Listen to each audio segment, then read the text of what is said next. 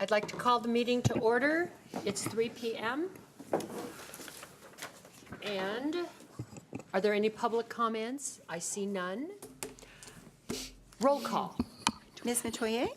Here. Ms. Fleur? Here. Ms. Black? Here. Ms. Yelsey?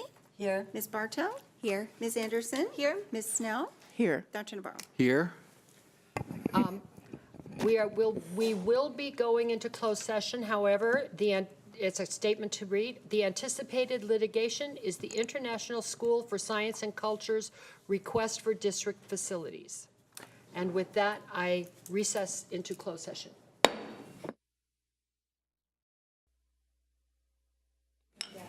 I reopen our board meeting with the moment of reflection and Pledge of Allegiance by Raphael. Please stand.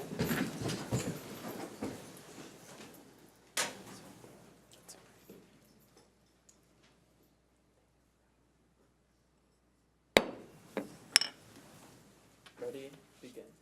I pledge allegiance to the flag of the United States of America and to the republic for which it stands, one nation, under God, indivisible, with liberty and justice for all.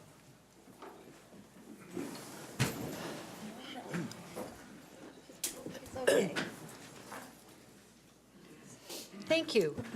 We are going to proceed with our regular agenda until we hit item number 13, at which point then we'll stop and say more things. So I just want to let the public know that we're going to barrel through our business as quickly as we can. Adoption of the agenda. Move approval. Second. Mrs. Black moved, Mrs. Yelsey seconded. All those in favor? Aye. Opposed? Abstain?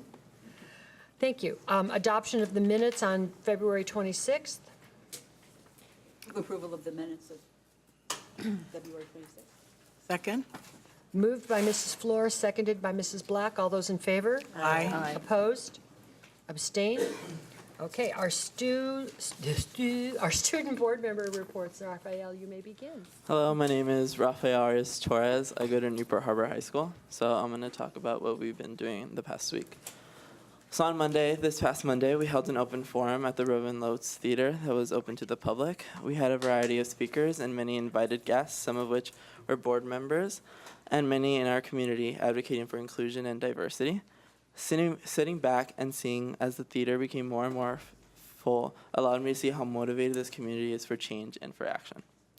On Tuesday, some friends and I had the opportunity to give a speech in the morning announcements on a student perspective of what we see needs to change on campus.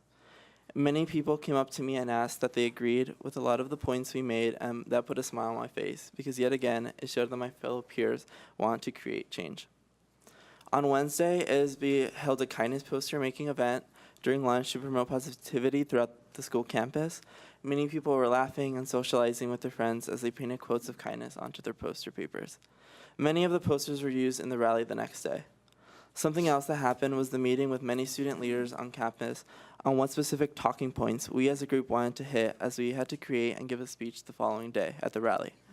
Over 3 pages worth of talking points were given in the meeting, and then it was us, the student leaders at the meeting, to create the speech. I'd like to give a major thank you to all the staff members present at the meeting, Mr. Torres, Mr. Goodman, Mr. Ladon, Mrs. Pogue, Ms. Barnaby, Mr. Giorgio, and Ms. Kirby. Without their guidance, the speech would not have happened. And to all my fellow student leaders who worked tirelessly that night until almost 11 p.m. to create the speech. And a special thanks to Stephanie Correa and Sakai Maldonado, who aren't here, but just want to thank them because they handled a lot of the editing and writing for the speech. On Thursday, the response rally was one of the most attentive rallies that I have ever seen in my entire high school career. I saw no one talk when any of our speakers spoke. We had Rabbi Reuven Mintz of the Chabad Center for Jewish Life in Newport Beach, Max Drakeford's grandmother, who is a senior on campus. His grandma was a Holocaust survivor, and me, including a lot of the student leaders on campus, give a personal speech. We, as an ASB, wanted to make this happen because we knew we needed to address it and it needed to happen as fast as possible. All my ASB members, Mr. Ladon and Mrs. Boyer included, worked tirelessly to make make sure everything went right. Everyone who I spoke to about the rally truly felt as if they left a different person. And I feel like we still need to grow as a school community in many forms, but I know that because we have so many clubs on campus that bring inclusivity and diversity to many of the students there, I think it will become a reality with the help of many admin and the staff, and hopefully this event made everyone want to create change, and I'm really excited for what the future holds for Newport Harbor High School. Thank you very, very much. Like I said, I will speak to that a little bit later on. But I know our students would like to get their thoughts done in case they get to leave early. So we have Tatiana here. Thank you. Hello, my name is Tatiana Bruning, and I'm presenting on behalf of Alex Kermani. Unfortunately, he has a tennis match to be at. So, for CDM recently, we have had the Academy of Global Studies recently visited South Africa and Eswatini to see the water wells they helped create for impoverished communities through their fundraising. CDM has raised a total of $60,000 for a total of 4 wells. Spring season is underway with the boys tennis team having 3 matches this week, and there is a King's Crew game this Thursday for our boys lacrosse team, with tacos being served at the tailgate.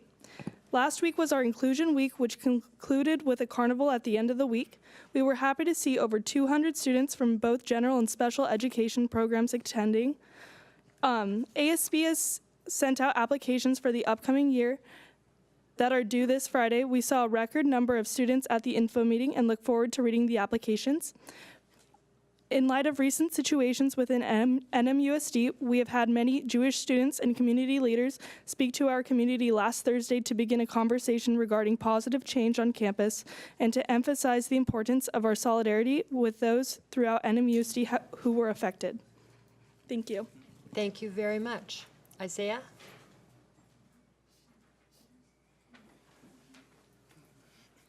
Hello, my name is Isaiah Murphy. I'm from Costa Mesa High School. In terms of academics, our AP classes are beginning to ramp up for the AP season, and we're planning to have a tentative bubble day depending on when our supplies arrive. And next week, our National Honor Society is going to be participating in a leadership workshop that will actually be conducted by my mom, who works at OCDE. And in terms of academics, our softball team will be playing Saddleback Valley on Thursday, and tonight, our baseball team will be playing Orange.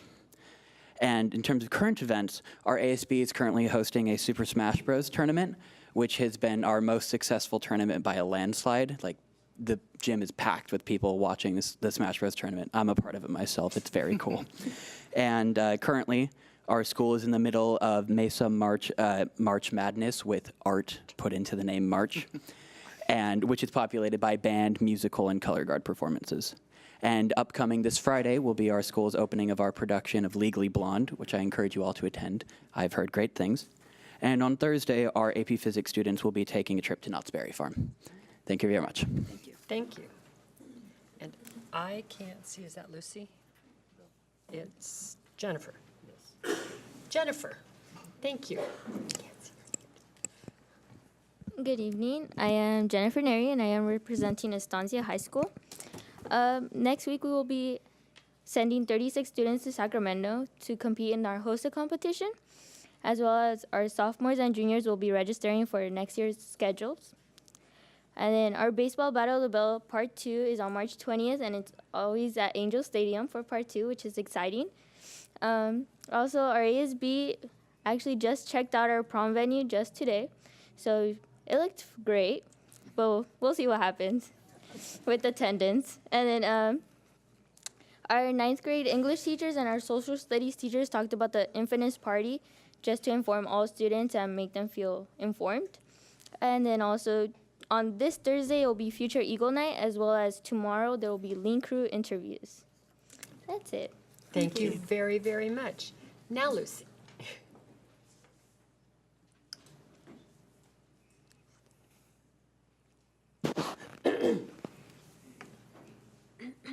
Good evening. I'm Lucy Dimitrick, representing Early College High School.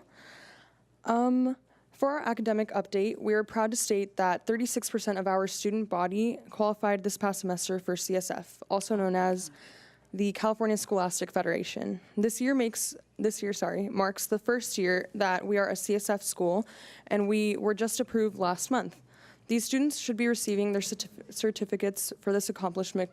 Sorry, oh my goodness. They should be receiving their certificates for the accomplishment next week, right before spring break. Sorry. It's okay. It'd be nice to have seniors have their own break. Yeah. Between March 25th and the 29th. As for our brief athletic update, we have none, unfortunately. But we do have a few events coming up this week. This week, we have our annual Red Cross blood drive on this Friday, and we will hold it all day in our MPR. On Saturday, we will also be hosting our second annual Early College High School Carnival that is being presented by our PTSA with the help of our ASB. It is from 11 a.m. to 3 p.m., and it is open to all of the community, so anybody can come. There will be many games and activities for all ages. Next week, on Thursday, March 21st, our annual open house will be occurring, and this event will start at 6 p.m. with our principal, Dr. Dave Martinez, giving a 20-minute State of the School presentation in our MPR, with classrooms open from 6:30 to 8 p.m. for all parents and students to go around and look at the classrooms. This event is open not only for our current students and families, but also for families that will be interested in attending our school in the future. And next week, on Friday, March 22nd, marks the end of our third quarter, sorry. We will not be present at the March 26th board meeting due to our spring break, but we will plan to attend the next meeting on April 23rd. Lastly, we would like to thank the veterans who visited our world history and U.S. history classes this past Friday as they gave presentations and talked about their history. They are part of the Living History program that occurs annually at ECHS, and students and teachers love it. We'll have our last set of veteran speakers for the school year come out on April 5th. Thank you. Thank you, Lucy. Estefania?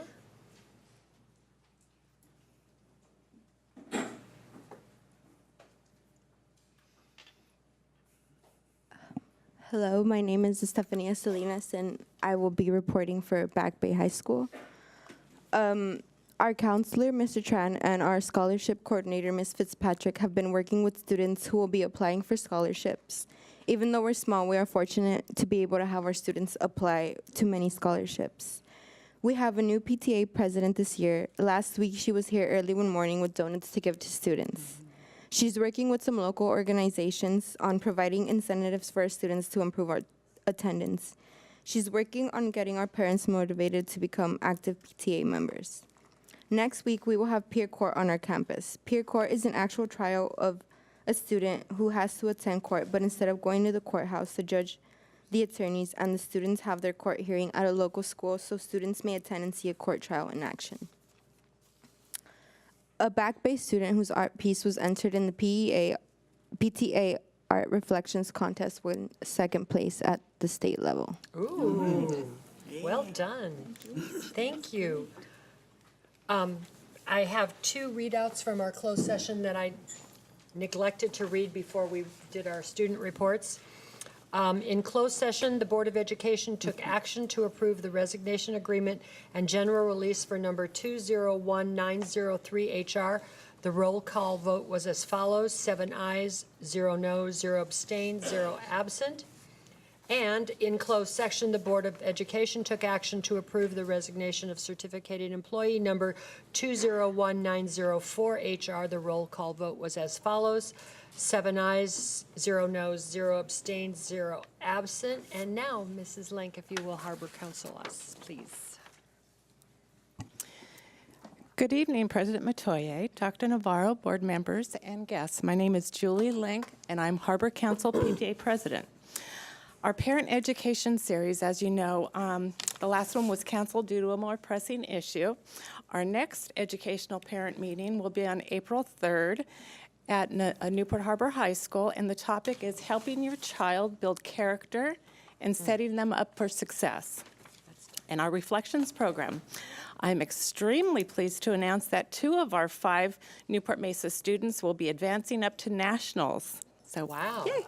And we will present all 5 winners at our next board meeting.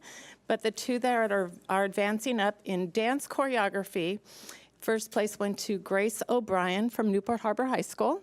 Wow. Yeah. And the second one is a special artist in film production, Zarar Zubair from Adams Elementary.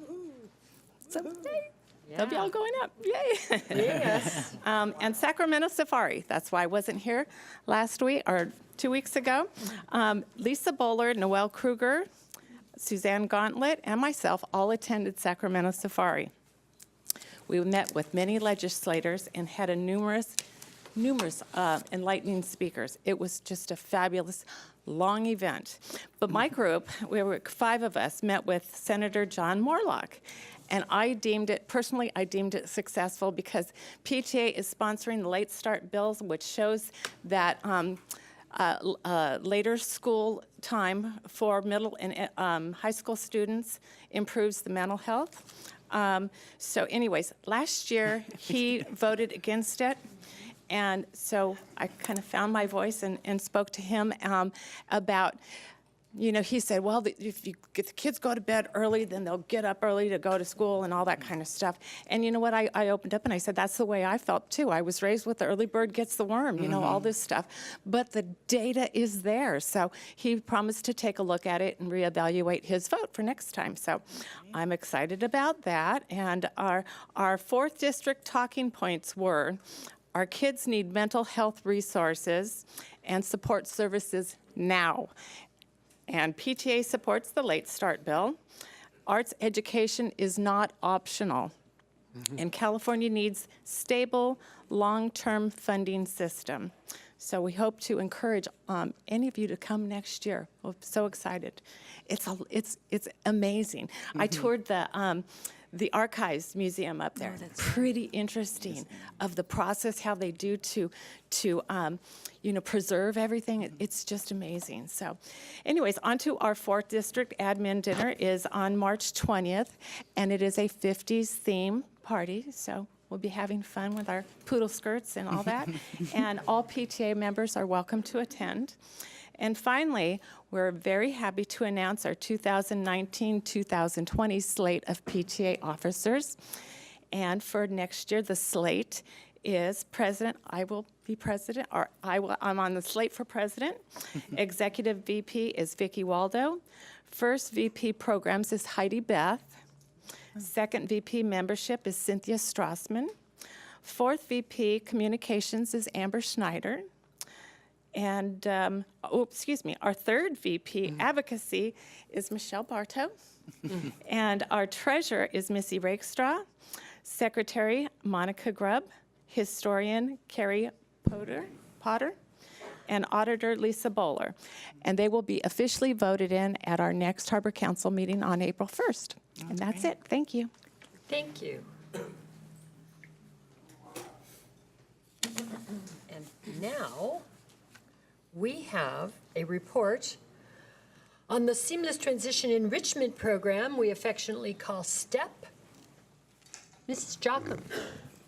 Yes, thank you, President Matoye, board, members of the public. You have a little bit of a preview of our presentation right in front of you with some lovely spring flowers. And we thought this would be a nice opportunity to talk to you about the program that we have for our students who are between 18 and 22. So we have Candy Barella here, who's our Director of Special Education. Karen Bentley, who is our coordinator over the STEP and adult transition programs. And then I'm going to call Terry Wirt up, and Terry is our program specialist over our transition programs, and she's going to introduce the other folks that we have here and lead the presentation. Right. Thank you. Good evening, and thank you for having me, President Matoye, Vice President Floor, board members, Dr. Navarro, Cabinet, and I'd like to say a special thank you to Dr. Jocham and Candy Barella for the guidance and supporting our programs. As we just shared with you, the goal of STEP is to support eligible Newport-Mesa students 18 to 22 years old. We provide specialized academic instruction, vocational training, social skills, and opportunities for inclusion in the community. Each student's program is guided by their individual transition plan. their ITP. The ITP is part of their IEP and is required by law. There are 3 areas within the individual transition plan: education and training, vocation, and independent living skills. These specific areas are the foundation of the STEP programming. I know that a lot of you are aware of our Hogue internship program. This is a great opportunity for our students that are more independent in community and work. But what about our other students that require more support? In the past, we have had over 25 training sites in a variety of fields. We were able to provide experience for students of all ability levels. In 2014, President Obama signed the WIOA. That's the Workforce Innovation and Opportunity Act. This act requires all persons with disabilities to have the opportunity for competitive integrated employment. By 2016, with the guidance from our state-funded grants, Department of Labor, and special education best practices, we no longer are using for-profit businesses as training sites for our students. This cut our training sites by 60%. We phased them out over a 2-year period. Our job developers worked diligently to find replacement nonprofit sites, but it proved to be more difficult than we anticipated. For the STEP program to continue providing quality education and training, we had to come up with some other opportunities for our students to meet their goals. While attending a training for our grant, I heard about a student business that a Northern California school district had developed and was currently running. So we researched and visited the program to see it firsthand. So the STEP Flower Cart was born. A business plan was written last year, and we received grant approval this year. We're able to pay our students minimum wage for delivering the flower arrangements. So as you can see on your desk, they're beautiful arrangements. In addition to the delivery jobs, this business also created many new training activities on our campus for students of all ability levels. I won't share the details now, as we have some teachers and students that will be doing that. But I would like to say that in true Newport-Mesa fashion, we took this idea, improved the design and the quality of the product, and it's just exceeded all of our expectations. So I'd like to introduce Mr. John Hudson and Mr. Jake Braccaro and their students. Our STEP Flower Cart employees, and they're going to share our amazing program with you.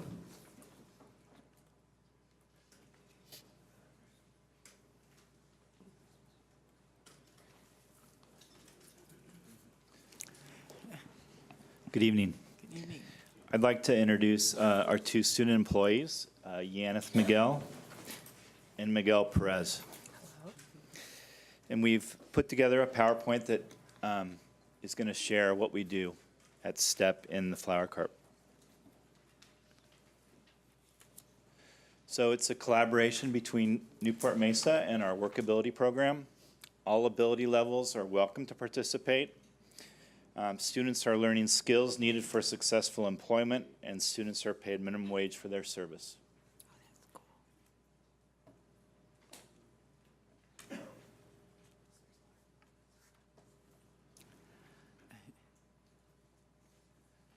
So the purpose of our STEP Flower Cart is to promote independence, vocational, and social skills. We provide subscriptions for a bi-monthly delivery service, and we also have special occasion arrangements and gifts. So if you guys saw us, a lot of our Oops, I members- need you to speak into the microphone for us so that everyone can hear. Thank you so much. All right, so good evening. And as you saw, a lot of our members, a lot of participating members came and purchased some of our Valentine's flowers, which our students did a fantastic job and put them together. We are very proud of them on how hard they've been working. When we talked about the social skills that they're developing, it is amazing to see them grow and see them coming into the offices, seeing how they're engaging staff, how they're engaging their own peers, how much they're growing and being able to use the communication skills, not just from the classroom perspective, but in a real life perspective. And so it's been an amazing journey so far. That's great. So one of the skills that they're learning are decorating the mason jars that you see in front of you. So that's one aspect of the job. They do purchasing of the flowers at one of our community vendors. They're learning trimming and arranging at our at the site at Harper.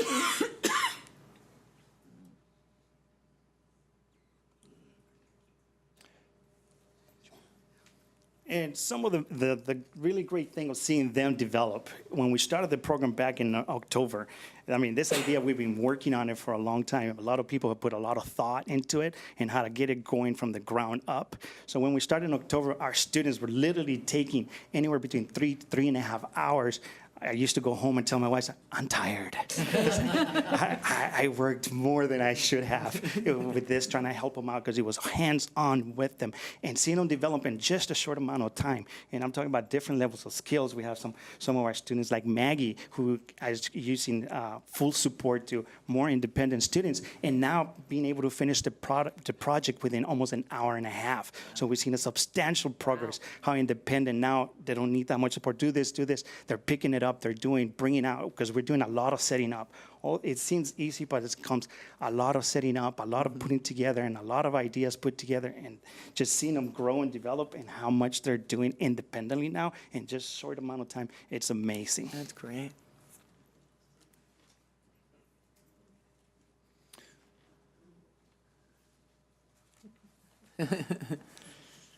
Cool.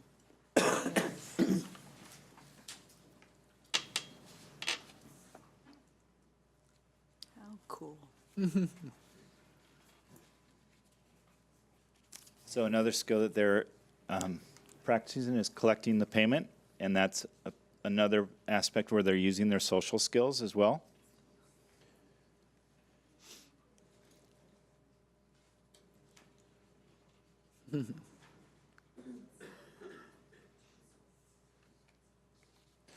Okay, it's just some statistics that we put together. The business started October 3rd. That was our first delivery date. And at that time, we delivered 31 arrangements to the district offices and to Lindbergh. This month now, we are delivering 80 arrangements 2 times per month to 9 different sites. Wow. Whoa. We are also we're having partnerships with Estancia High School, Tewinkle, Newport Heights, and Costa Mesa Middle and High School. And our partnership consists of, we are actually putting the flowers together, we're taking them to those sites, and the special needs students at those schools are then doing the delivery, the collection of the money, and the collection of the jars. So it's opportunities for other students at other schools. And we delivered 62 special order Valentine arrangements on our first Valentine delivery date, which was separate from all our others. So it was quite a feat.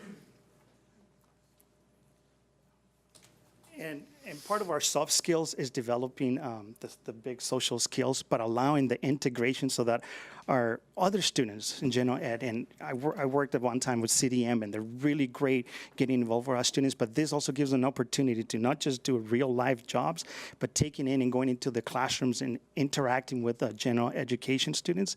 And it's really nice to see that aspect, so we kind of handed up to them an opportunity that eventually, as some of those students come to us, they will be familiar with the activities and what we're doing.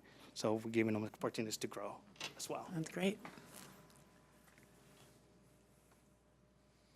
And here's our contact info. We have an Instagram account, and we have our own email account. I'd also like to have Yaneth Miguel come up, and she's going to read a thank you note from one of the parents that actually purchases flowers for 2 of her daughter's teachers at Mariners. Step Flower Cart, you guys rock. Thanks so much for allowing us to participate in this excellent program.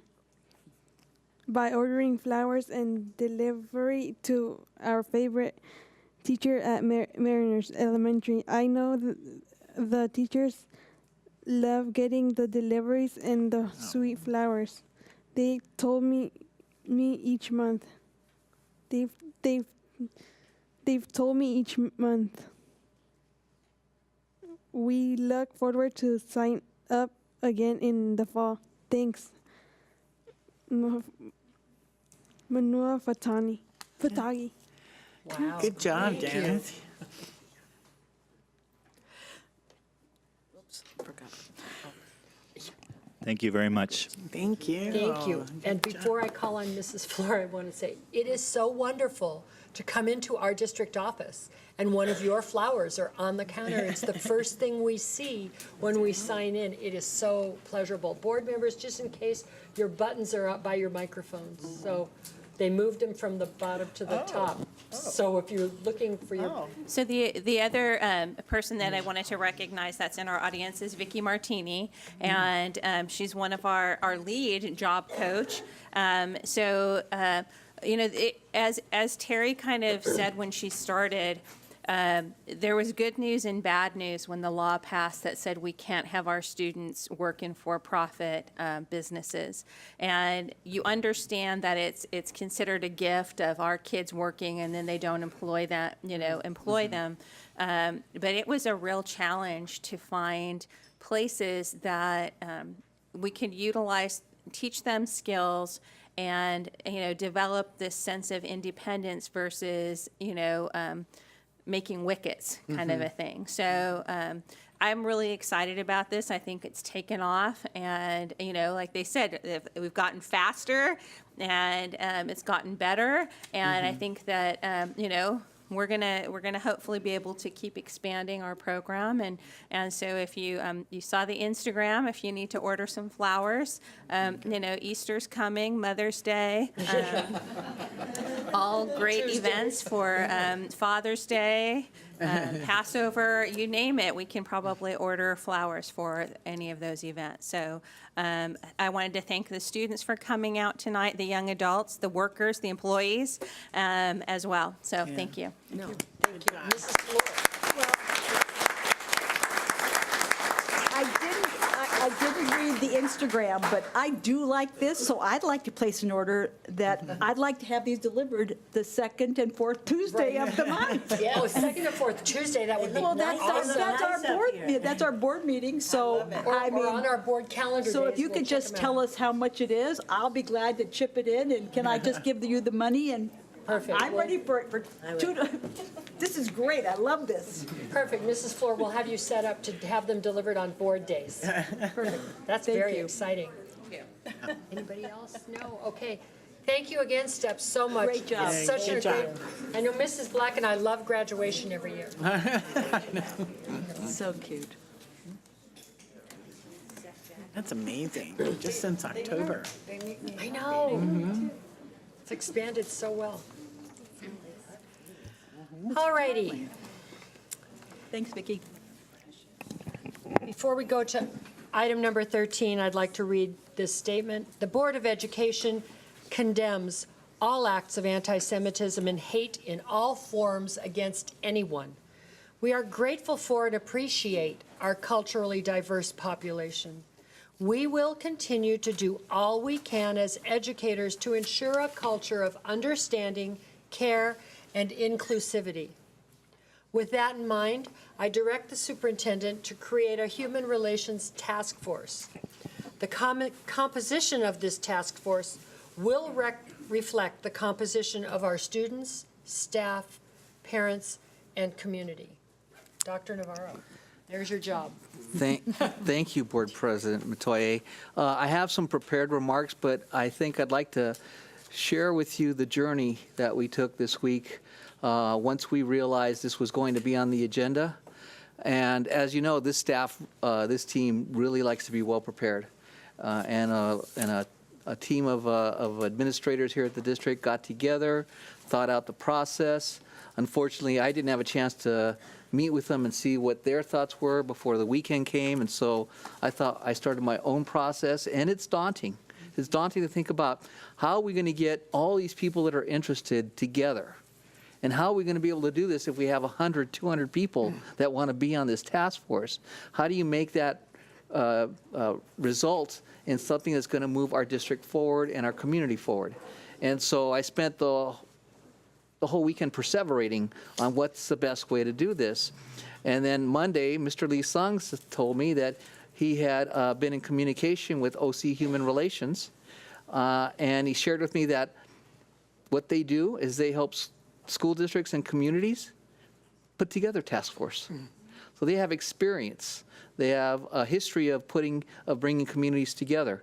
And so we were lucky today that the leaders of the OC Human Relations group came to our cabinet meeting and spent a good hour and a half with us discussing what the process is. And what I like about what we heard, and I believe we have a staff member out there from OC Human Relations. Oh, there you are. Thank you for coming. You know, I think what always works best, and I think if you look to what John Drake has done with our adoptions, how he's gotten so many handprints and fingerprints on the process, and everybody has an opportunity to participate at some level with the review of instructional materials, and people own that process.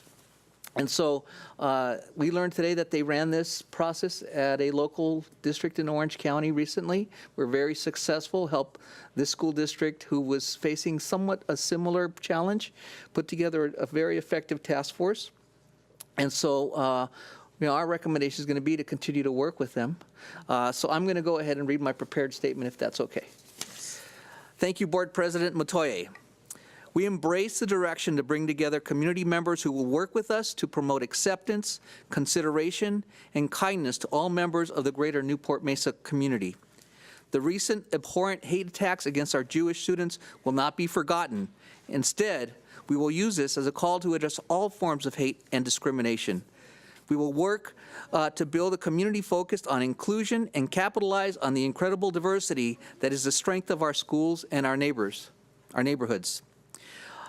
Our recent steps will begin with the organization of the Board of Education Human Relations Task Force to help guide us through this vitally important undertaking. Students and members of the community have stood alongside us, and I invite them and other students or interested individuals to join us on March 27th at 6:30 p.m. in the Sanborn Building for an informational meeting.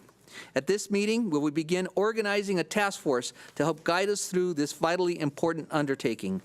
We recognize the urgency to find solutions, though it's crucial that we are thoughtful and deliberate in addressing hate, bigotry, racism, and in all forms in order to build a safe, respectful, and inclusive environment for our students and school community. I want to thank you all for your support and invite you to continue to partner with us on this journey. And if you don't know where the Sanborn Building is, it's right across the driveway. So we hope that we see many of you at our first informational meeting on March 27th at 6:30. Thank you. Technically, and this is technical, at this time we have community input on action items. This topic is being considered as an action, therefore we will accept the community input at this time.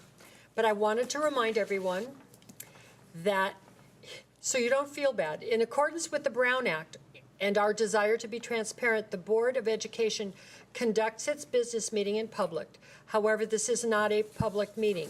There are opportunities for the board to hear public comment during our regular meetings on closed session items, action items, and items that are not on the agenda. But the public comment time is not a dialogue. It's a time for the board to listen to comments by the public. It's important that you know that we are here to listen to your comments, but we are prohibited as a board and individuals from commenting or discussing your comments at this meeting. So we don't want anyone to think that we're ignoring or getting upset. Alrighty. Our first, we have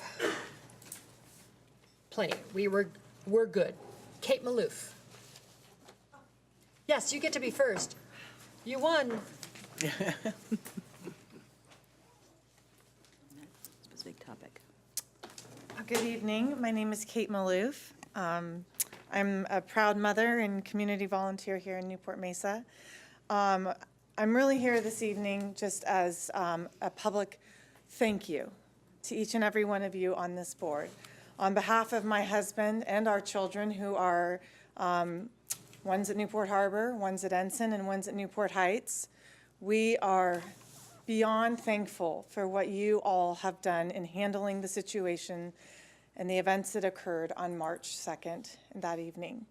And since then, the very next day until right now, I'm blown away at the professionalism and the dignity that this district has shown. It has been widely reported how well you have all handled it with grace and respect, especially to the Jewish community. And I thank you, Mrs. Yelsey, very much for what you have done and what you have brought to the forefront for the people of your community as well.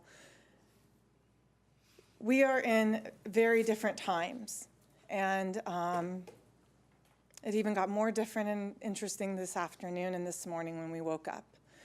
And I just want to say, again, thank you for all of you and for what you're doing. I truly support you. I support this community and this school district, and anything that you need from the Harbor Zone, Michelle Bartow, we'll be happy to help. I just would like everybody to know that we are on board to do whatever we can as community citizens and parents, and we thank you. So that's Thank you very, very much. Marla Gladman, and then after that will be Jeff Benson, just so you know your order.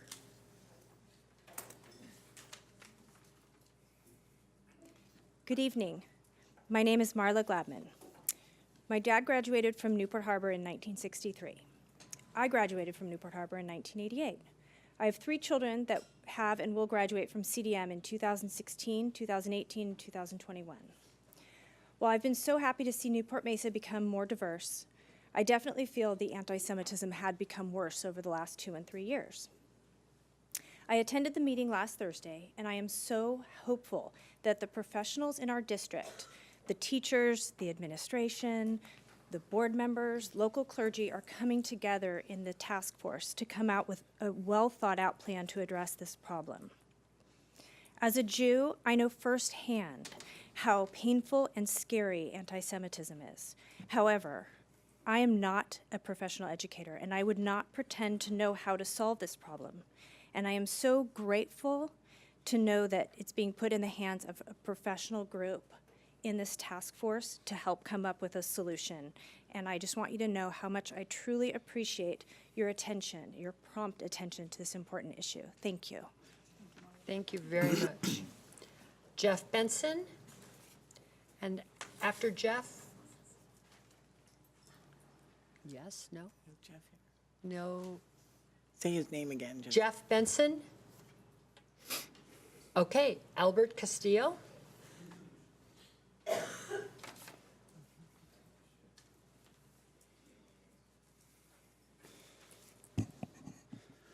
Good evening. I'm going to speak about a statement here, a non-discriminating statement for Newport-Mesa Unified School District. It states that it's committed to equal opportunity for all individuals and education. It goes on to say, all shall be free from discrimination, harassment, intimidation, and bullying based on race, color, immigration status, ethnic group, age, gender, identity, and so on. This policy applies to all acts related to the school activity or school attendance within a school under the jurisdiction of the superintendent, Fred Navarro. Now, Fred Navarro's been here for 7 years, and this issue's been going on longer than this. And now he says it's been a week that he started this process of moving this issues of racism going on here. Now, somebody like him, Navarro, you would think that would do something years back, but he waits till an incident like this happens to make a move. I would say somebody like him should either resign or get removed from the school board, remove him from as a superintendent. We don't want him here anymore. Thank you for your comments. Gabriela Hernandez?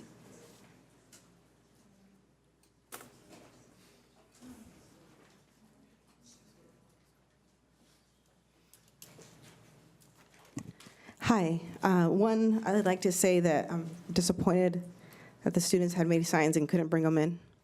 Many of them didn't want to come up here and speak, and that was their only way to voice their opinions, and that was silenced. So thank you all for doing that. I am a licensed clinical social worker. I've been in the field for over 15 years. I'm a mother of alumni and a current Newport Harbor student. I've been part of Newport-Mesa School District for over 15 years. And I have to say, I am tired of these incidents. This is not the first incident, this is not the second incident, or the third incident. It's been an ongoing thing. And to be honest, nothing has been done. My children have normalized these behaviors over the years.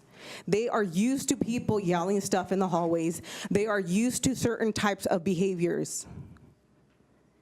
It is not enough to say how much you care about students of color, or that you lived in Venezuela, or that you love Latino students. It is not enough. It is time to act, especially for some of you that have been on the school board for 30 years, 19 years. Your inaction places children at risk for physical and psychological damage. You have an opportunity to implement changes that have been communicated to you by students who created a petition and listed their asks. This has gathered more than 500 supporters. The list must be included in that task force if you are serious about creating change that will address deep-rooted racism in this community. A two-tier system does exist here in Newport-Mesa. One that supports white students and one for students of color. And I can say that because I have been and I have seen it for the last years. These experiences are reinforced at a very young age in elementary school. They are supported by staff and administrators, whether consciously or subconsciously. One of my daughters was stabbed in the cheek with a pencil by a student at Ensign Middle School, and nothing was done because the assistant principal then said that that student couldn't have possibly done that because that student was white and in AP classes or honors classes. Many students shared their experiences with us. The deep-rooted shame for their first language, for the color of their skin, for their country of origin. Black students reported being called a slave, the N-word, and told to go back to Africa. These are not isolated incidents, as much as you like people to think they are. This weekend, following the swastika picture, Nazi images were posted at Newport Harbor High School. That shows the magnitude of people's pride in white supremacy, that this can happen even though there's eyes on them. Thank you very much for your comments. I will finish. No, you will not. I'm sorry, we have a 3-minute rule. I should be allowed to finish after everything that my children have gone through. I'm sorry. Ruth Kobayashi?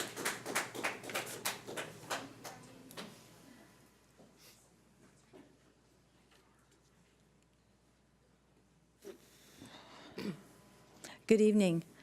My name is Ruth Sanchez Kobayashi.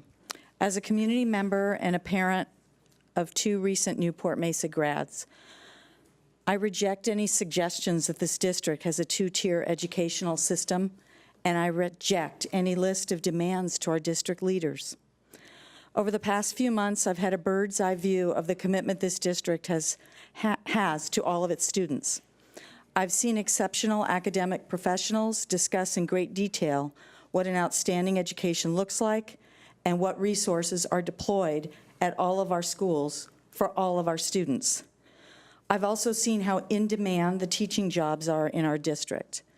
Every time a teaching position opens, a very large number of candidates apply because of how respected our district is. Newport-Mesa is fortunate to be able to choose from great candidates for these positions. Over the past couple of weeks, we've all seen the abhorrent behavior, including Nazi symbols and anti-Semitic text. Truly a gut punch to our community, especially to our Jewish community. The meetings held at Newport Harbor and Corona del Mar schools were heartfelt, raw, and painful, but also hopeful. The leaders of this district have demonstrated a commitment to dealing with this ugly event, and the Newport-Mesa community supports those efforts. Thank you, Mrs. Yelsey, for adding the formation of a task force to tonight's agenda. I'm hopeful that this task force will be effective in addressing issues that cause any students to feel marginalized, while acknowledging that anti-Semitic acts are particularly dangerous due to the history of these symbols and their ties to the Holocaust. Thank you for facing this difficult and painful episode with your quick action and your outreach to our entire community, from law enforcement to faith leaders and city leaders. I encourage you to stay strong in these efforts, work with those who seek to make a positive change, and not be intimidated by those who seek to divide. Thank you. Thank you. I think maybe. Thank you very much. I encourage all of you with interest to please attend the informational meeting on March 27th at 6:30 in the Sanborn Building across the driveway.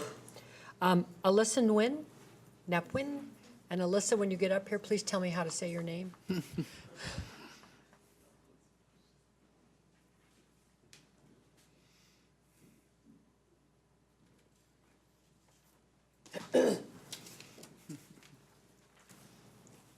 It's Napuri, technically, or Napori, as I like to say it.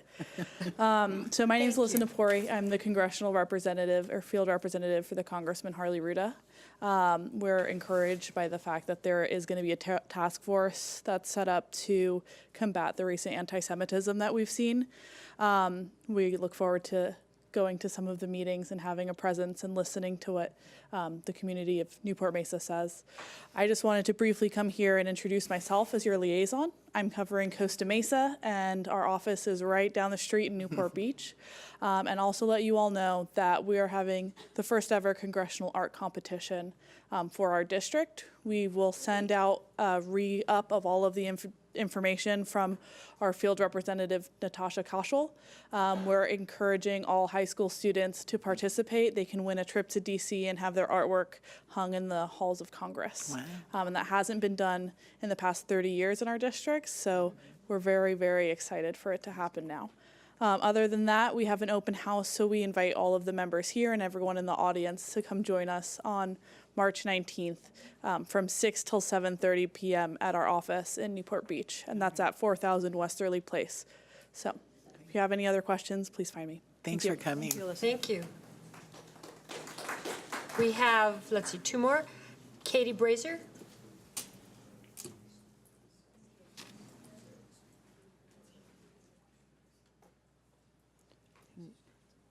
No Katie? Okay. Why don't you say it one more time? Katie Brazier, just making sure. Okay, Daniel Greenberg.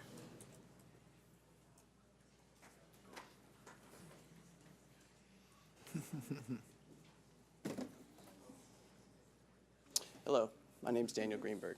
I'm a Jewish member of this community. I'm appalled by the actions that have taken place and your actions to remedy the situation.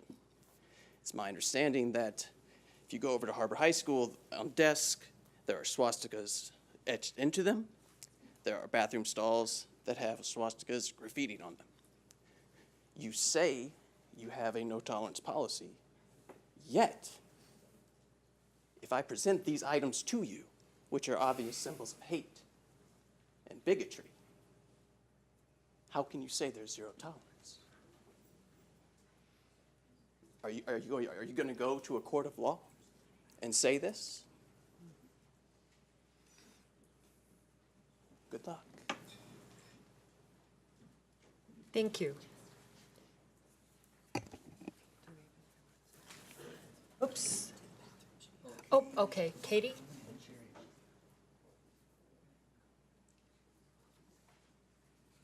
Okay, all righty. Then we will be moving on to the superintendent's report.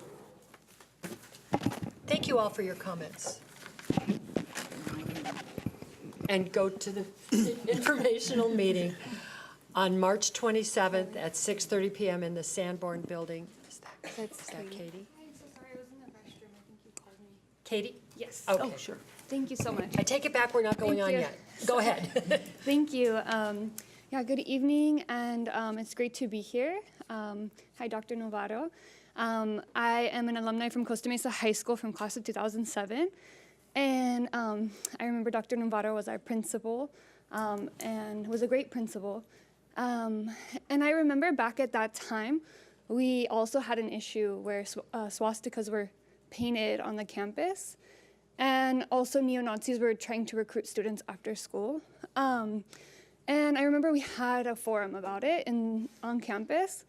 And so when I saw community leader Gabby Hernandez, sharing what had happened, and other students locally that I work with too, even in Garden Grove School District, sharing about it, I was really concerned to see that over a decade later, some of these same things were happening. And I also know that a few years ago, a lot of our students were feeling really uncomfortable on campus during election season and not feeling safe. And I know that a lot of parents were also concerned whether or not those safety concerns were being taken seriously and to what extent. And I imagine everyone has good intentions. But after graduating, I actually went to Soka University, where I studied race and ethnicity as a white ally. So it's a really interesting dynamic. And I can just share that I read the petition and some of the things that, well, actually all of the things that the students and local families are requesting. And I really felt much of them and all of them really were appropriate and made a lot of sense. And so I really, urge you to really consider those. I think that sometimes speaking from like a privileged or an experience that maybe we haven't felt the same sense of attack from these incidents personally, we might not be able to relate right away, right? But just really being open and really hearing from people who feel directly affected and feel really unsafe due to the environment. So I asked some students that I work with that had heard about it in Garden Grove School District. They're actually alumni, and they said that their underclassmen were posting about it, and that's how they heard about it. And I asked them how they felt, and they said, they felt that even though they weren't talking about Mexican students, for example, they said they felt that it was a direct attack, that if you can talk about other folks and minorities, that it was loud and clear to them that they were also under attack. And I was really almost dumbfounded by like their, ability to hit it right on the head. But it makes sense, right? Because that's their everyday experience. And so if our students in Garden Grove Unified are feeling directly impacted by these events, I really hope that the students themselves and the families will be included in this conversation. So thank you so much. Thank you very much. Now we can move on. Okay. Dr. Navarro. Well, first of all, this is a place to have, make comments to the board and say whatever you want. But the place to do the work is going to start on March 27th. So those that feel that more needs to be done, you're welcome to join us at that meeting and be part of the movement to rectify what's going on. As far as some of the issues that have been brought up, I'll ask Mr. Lee Sung to discuss what was shared with principals at a recent meeting about what we're doing about some of the concern about what's on our campuses. But I also want to point out that, some of the things that are done aren't seen. So for example, in our district, every child, every student is offered a college prep academic program. So they get to choose whether they go to work or go to college. That opens up opportunity. We've done some other work to build an understanding of culture and a knowledge of language by opening 2 dual language programs in our district. We work, there's a lot of things that happen behind the scenes on building acceptance and building promotion. We have financial aid workshops. We have school to work programs for students who really want to go right to work instead of maybe go through a college. But every program we have is a career program, whether you go to college to finish getting a career or not. Those are the opportunities we offer. I'm going to ask Mr. Lee Sung to discuss what we talked about with regards to the issues that have been raised about what's on our campuses and in our classrooms. Yeah, Dr. Navarro, board members, We were at the same public meetings, and we all heard what some of our student speakers shared with us. I think that was shocking for all of us, and I think we can all agree that no student in any of our schools should be subjected to these types of symbols of hate, whether they're swastikas or other symbols or any other inappropriate symbols. So immediately we did call a meeting with all principals, and we made sure they understood their responsibility and duty to make sure that this was not on any campus, to work closely with their site staffs, including teachers, to report this, as well as their site custodians, to make sure this anything that is seen is removed immediately. Also working with Tim Holcomb, in charge of our maintenance division, and Mr. Bidnick, who is our director of M&O, also doing their part to support all of our sites to make sure that none of this exists on our campus. We also ask that our students also immediately report this, because we need eyes out there to report this, and we all need to make sure, like we heard our students speak so well, that we cannot allow this, and our community members, we cannot allow this to be normal behavior. So I just want you to know that we absolutely agree that this should not occur at any of our campus, and we're taking action to make sure it doesn't. Thank you. Did you have anything else? I lost my place. Consent. Oh. No, there isn't. There's no other requests. Oh, got it. Thank you. Thank you, Mrs. Anderson. Yes, if members of the community are here later on, then the opportunity you just had at the end of the meeting, there's a second opportunity to speak. So if someone that missed their chance early will have a chance at the end of the meeting. Thanks, Ms. Anderson. I'm glad to report that. Now the consent calendar. Do we have, oops. Are you going to read it, or would you like to? No. I'm just putting on something. No, Go ahead. All items listed under the consent calendar are considered by the board to be routine and will be enacted by the board in one motion. This includes the consent calendars for business, education services, human resources, student support services, and the superintendent. There will be no discussions of these items prior to the time the board votes on the motions, unless members of the board, staff, or the public request specific items to be discussed and/or removed from the consent calendar. Public requests of items to be discussed and/or removed should be submitted in writing prior to the board's consideration of the consent calendar. Okay, do I have a motion to approve the consent calendar? Motion to approve.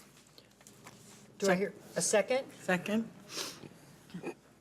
It's been moved and seconded. Mrs. Fluor. I'd like to remove item 16D4, the agreement with the Orange County Department of Ed to refer students to OCDE summer session. Please, for discussion. For discussion? Yep. Okay, 16. D4. D. D as in David. D as in David is being moved to discussion action. Is your motion to approve Mrs. Yelsey, okay with that motion, with that movement? I second it, yeah. Okay, and Yes. Mrs. Black, okay, thank you. All those in favor of approving the consent calendar, say aye. Aye. Opposed? Abstain? 7-0. Discussion action. Adopt resolution number 160319, a refund. Refund is always a good word. Newport-Mesa General Obligation Refunding Bonds, Election of 2000, Series 2010. Mr. Trader. Good evening. Today we have with you Jason Chung. He is with Fieldman Rolap. He is your financial advisor. We also have Donald Field, who is also your bond counsel, and we'll give Jason a minute here to set up. Do you need to plug in to your the? Oh, actually, didn't think I just sent you the electronic. Oh. Okay. We have a little technical problem. We have a PowerPoint. We have a PowerPoint, the public can't Yes, they see. have the Powerpoint, but I didn't. Do you set need a that up. copy of the PowerPoint? Oh, okay. He has one, but, yeah. Brian? It's on my. Actually, why don't you- We're checking. It's,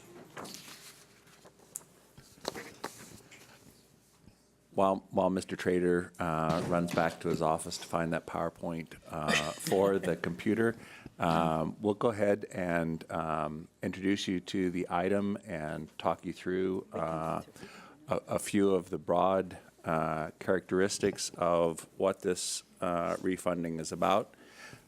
Jason, would you like to, or I can give them a little bit?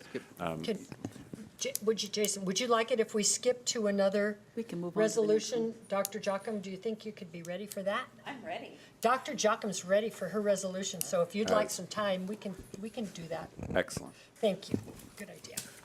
Okay, Dr. Jocham, adopt a resolution number 180319. It's Supportive Inclusion Month. Great, thank you so much. So as a district, we know that research has shown that students with disabilities achieve more when they're educated in general education settings alongside their peers without disabilities. So in order to highlight this growing movement towards inclusive education, we are asking the board to adopt a resolution identifying March as Inclusion Month. And so I'd like to read the resolution because I think it's pretty powerful in terms of what we're saying as a district. So it says, whereas the Newport-Mesa Unified School District Board of Education holds as a core value the right to education without discrimination and on the basis of equal opportunities, and whereas the estimated 1 billion people living with disabilities worldwide face barriers to inclusion in many aspects of society, including education, and whereas research conducted over the past 50 years reflects that inclusive education is central to achieving high-quality education for all learners, including those with and without disabilities, and whereas studies reveal that inclusive education provides optimal outcomes in regards to quality education and social development for persons with disabilities, and whereas inclusive education is a fundamental right of all learners, and whereas providing opportunities to share information will increase school and community awareness of the myriad of challenges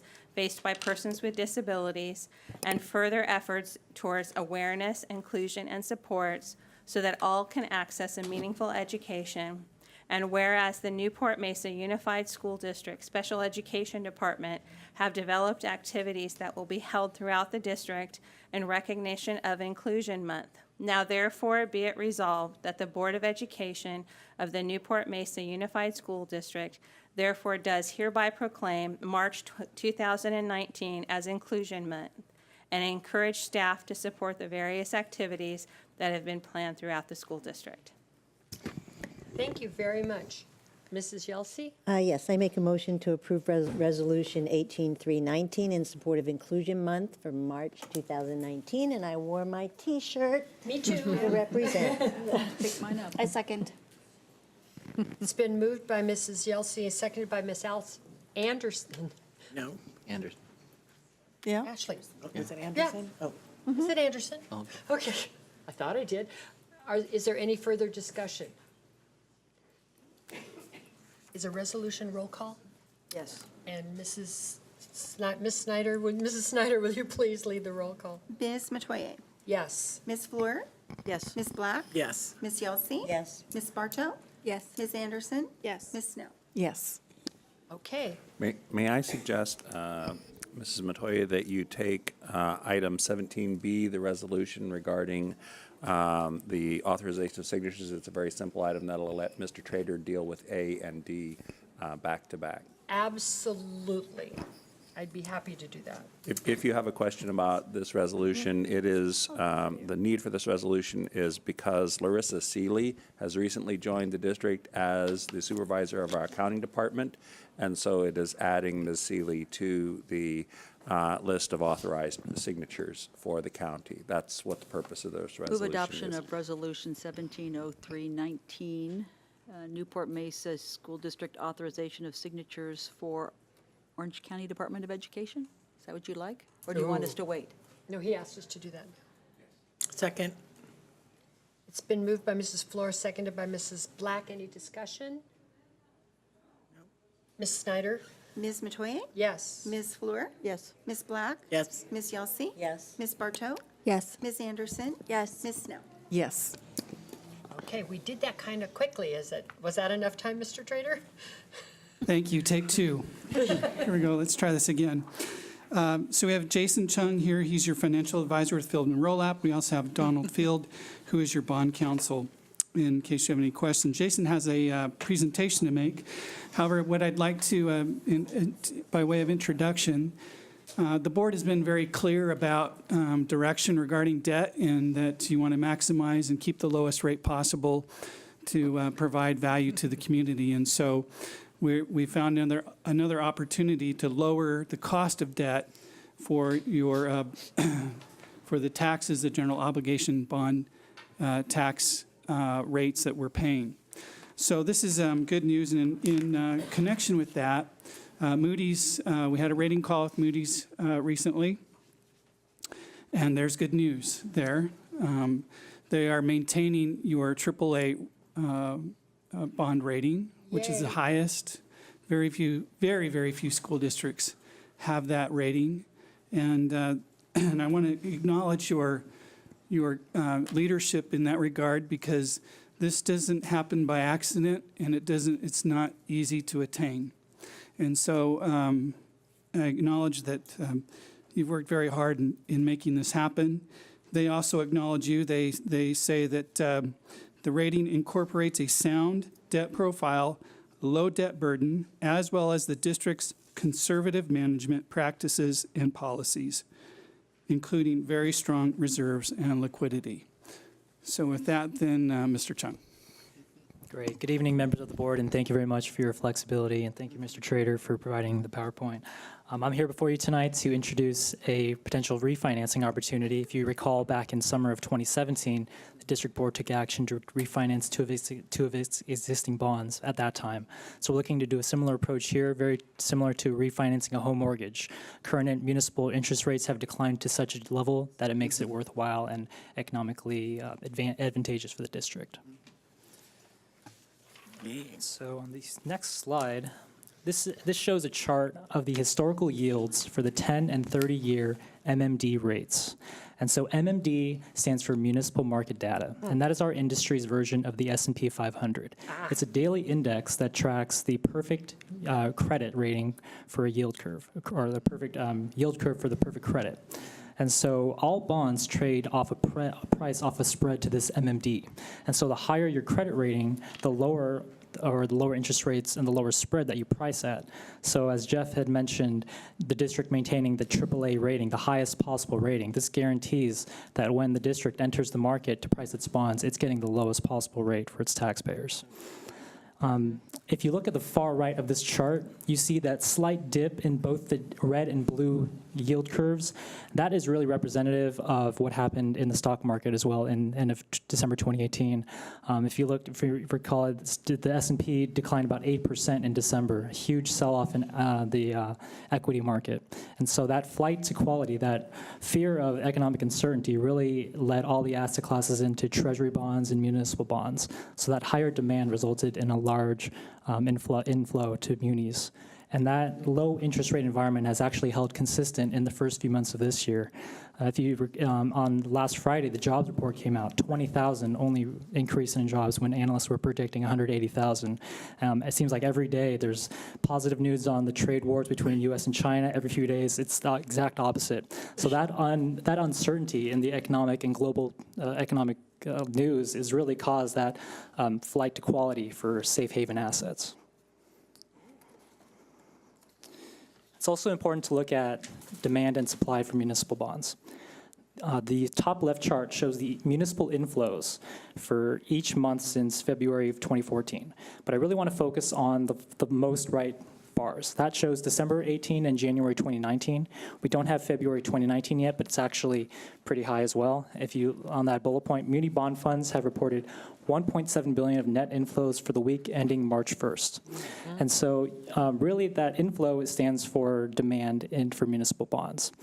And that's really a result of President Trump's recent tax reform. 2019 is the first year that taxpayers will be filing based on under the new tax reform law.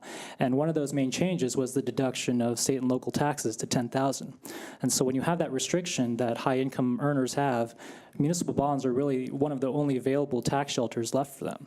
And so that really has resulted in a large demand for these municipal type credits. Also looking at the bottom right chart showing the municipal bond sales. And on average, last year was a down year compared to the historical norms. It was about 20 to 25% lower. This year actually is predicted to be about the same level. So that supply-demand imbalance, where you have high demand for municipal bonds still maintained, but a lower supply of bonds that are being offered, that dynamic really keeps yields lower and maintains them at a low level.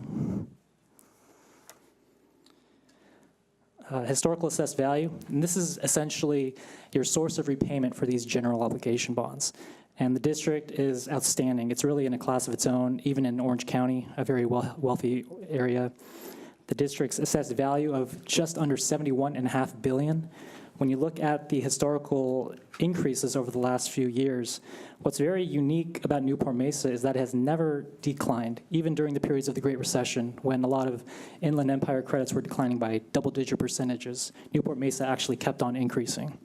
And when you look at those long-term averages, from the 5, 10, all the way to the 39-year, which is the most we have publicly available, it's a very consistent, very strong assessed value growth.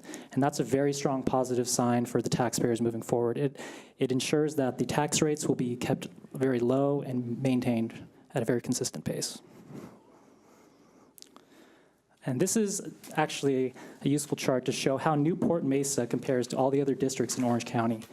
Newport-Mesa has the third lowest tax rate for its GEO-bonds compared to, and then the only districts that are lower are Laguna Beach Unified and Capo Unified. So $16.82 for the current year per 100,000. The median AV in the district is just under $675,000. And so at a $16.82 tax rate, that's about $112 per year. So it's about $950 a month, pretty like a Netflix subscription, pretty much. And then when you look at the middle blue bar, that's the median. And so median school district in Orange County is just under $30 per 100,000. So district is fairly low compared to the rest of its peers. And this shows all of the general obligation bonds outstanding of the district and their projected tax rates. The district has 2 bond measures outstanding so far. It approved to voters. The voters approved in June 2000 and most recently in November 2005. What was unique about this program is all of the district's general obligation bonds are limited to one aggregate tax rate of $18.87 per 100,000.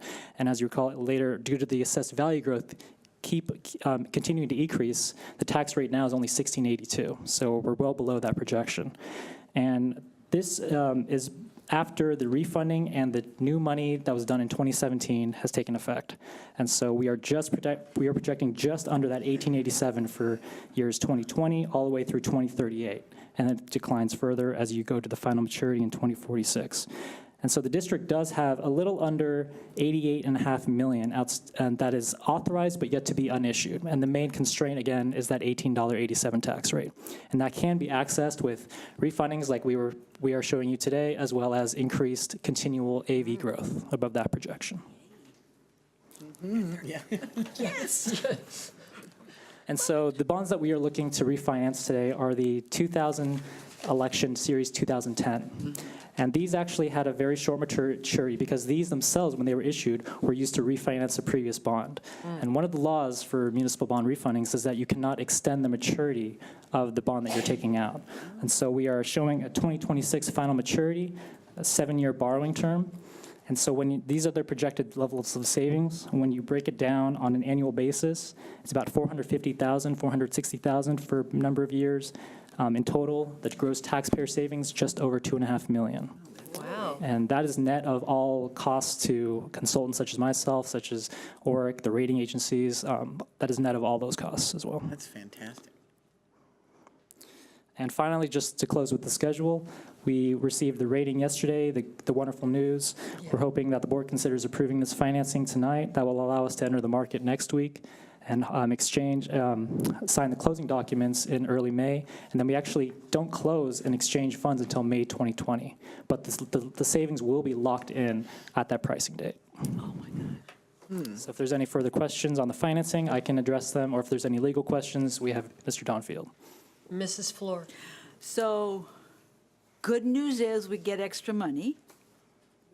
No, I mean, we don't. Actually, we don't. We're just refinancing. We just- this one. Yeah, but We're- just we're refinancing. just saving, saving not money. just, but we We're are saving- saving money for our taxpayers. We're saving money for our taxpayers. That's exactly right. And in fact, refinancing also, as you might remember from 2017, creates room underneath that cap. In fact, that room that we were able to create in 2017 allowed us for our capital issuance at that same time for the new theater to add about $3 million more to that issuance and still stay under the cap than what we would have had we not refinanced in 2017.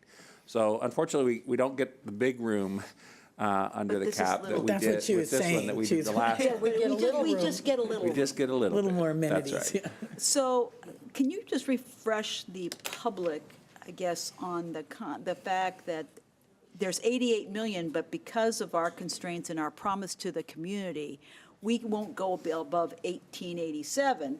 We could, even now, go up to 1887, but we're choosing to refund it, so we're saving the taxpayers. And in fact, we did use, in 2017, we used the room that we had based on a reasonable projection of what the assessed valuation growth would be.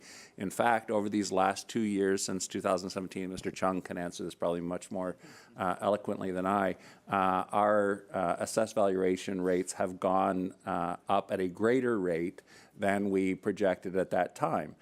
There's a reason for that. We didn't artificially set it low. We set it at a very appropriate conservative number. The Orange County treasurer has some input in reviewing that. They don't want us to assume higher assessed valuations than would be realistic, because that would mean that we'd borrow more money than the tax base was presumed to be able to support. So that tends to be a conservative number anyway.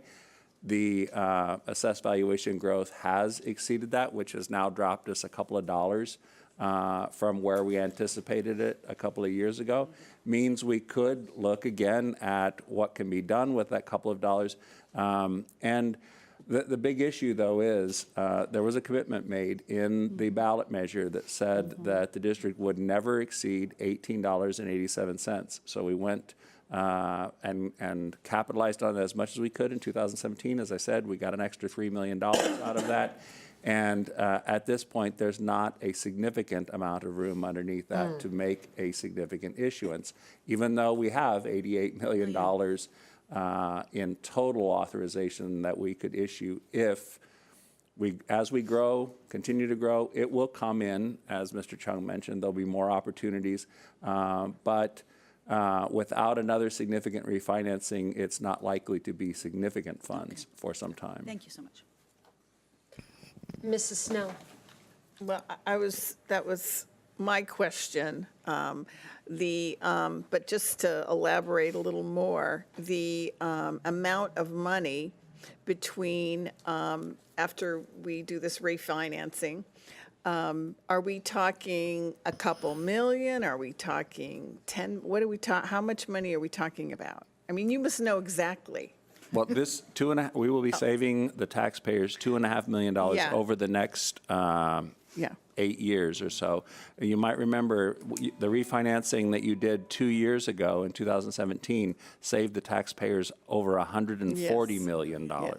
So we would love to always be refinancing. We would have loved to refinance this even then. We had good rates then. There are a whole bunch of laws as to when we can refinance and those types of things. So this is our first opportunity to do this, and every time the district gets an opportunity and it pencils out, we're pursuing it.